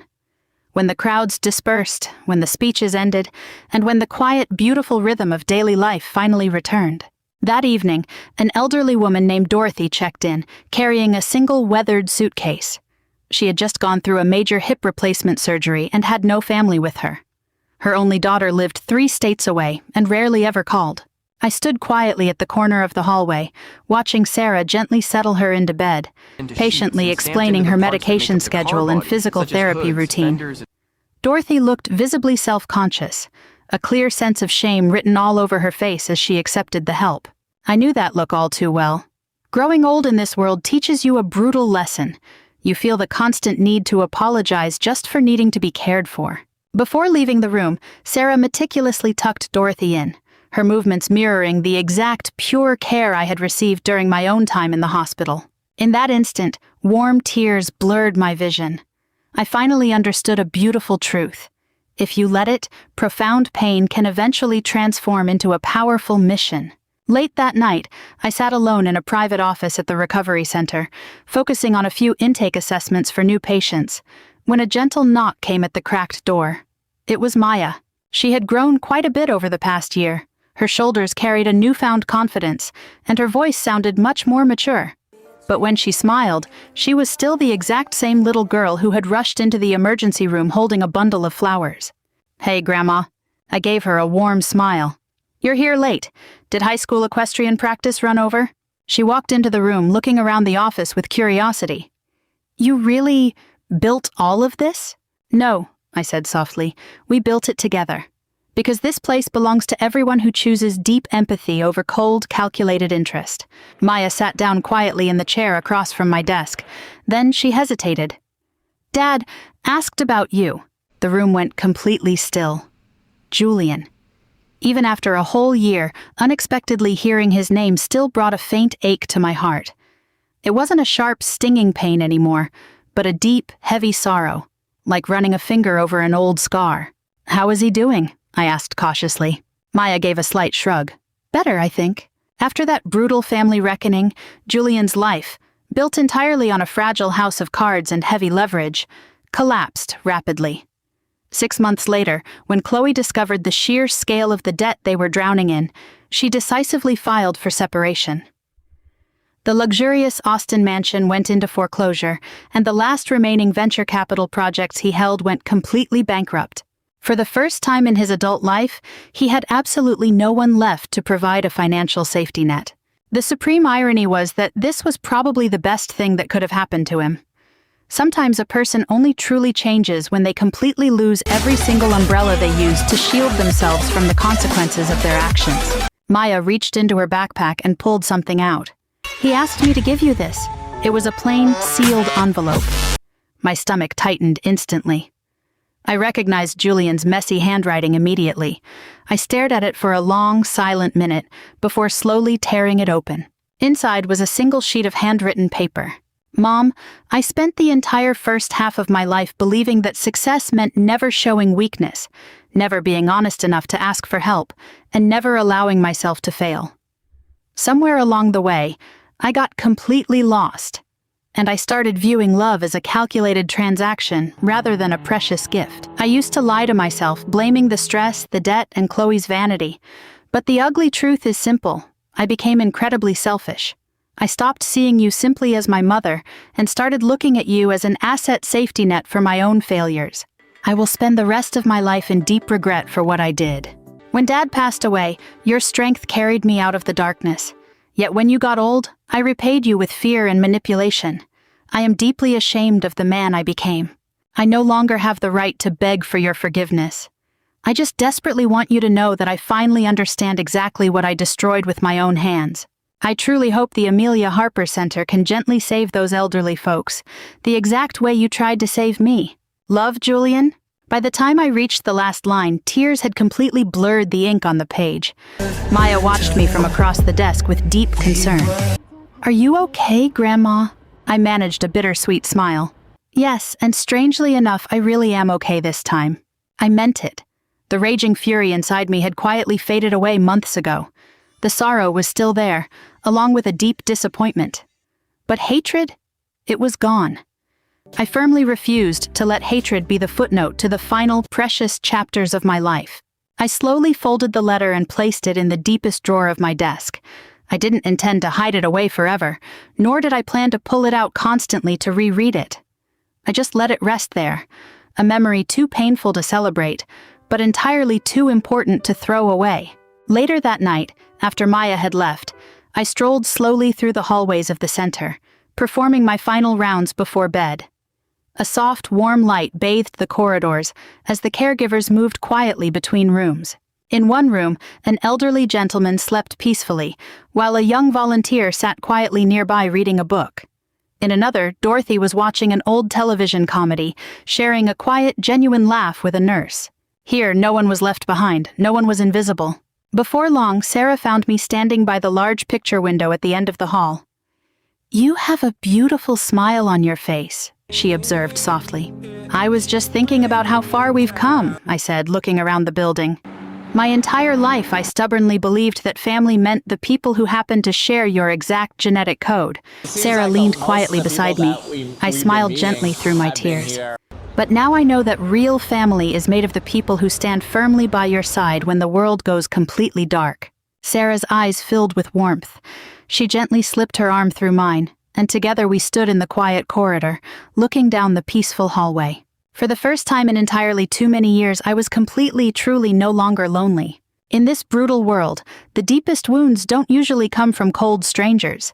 They come with precise accuracy from the very people we were once perfectly willing to break our own bones to save. But this story isn't just about a cold betrayal. It is about a profound awakening. For the longest time, I stubbornly believed that love meant endless forgiveness, constant sacrifice, and giving without boundaries. I thought being a great mother meant instinctively protecting my child, no matter how heavy the personal cost. But love without boundaries will slowly and lethally destroy a person, especially when pure kindness is arrogantly mistaken for weakness. In the end, what truly saved me wasn't a massive trust fund, a sweet act of revenge, or a crushing victory in a courtroom. It was the absolute clarity that my value as a living, breathing human being doesn't vanish just because I am growing old. There are good people in this world who will truly cherish your heart, value your existence, and respect your humanity, even if the people closest to you miserably fail to do so. And sometimes the family member who gently pulls you out of the deepest abyss is the absolute last person you ever expected. If this journey touched your heart, please leave your thoughts in the comments below. If you had been in my shoes, what would you have done? Could you ever truly forgive someone like Julian? If you have ever felt completely invisible to the people you love, or felt abandoned and ruthlessly dismissed, please remember this. Your life holds immense value. Your kindness still shines incredibly bright. And no matter what stage of life you are in, it is absolutely never too late to stand tall and start again. Please don't forget to like, subscribe, and share where you are watching from and what time it is over there. I read every single genuine comment.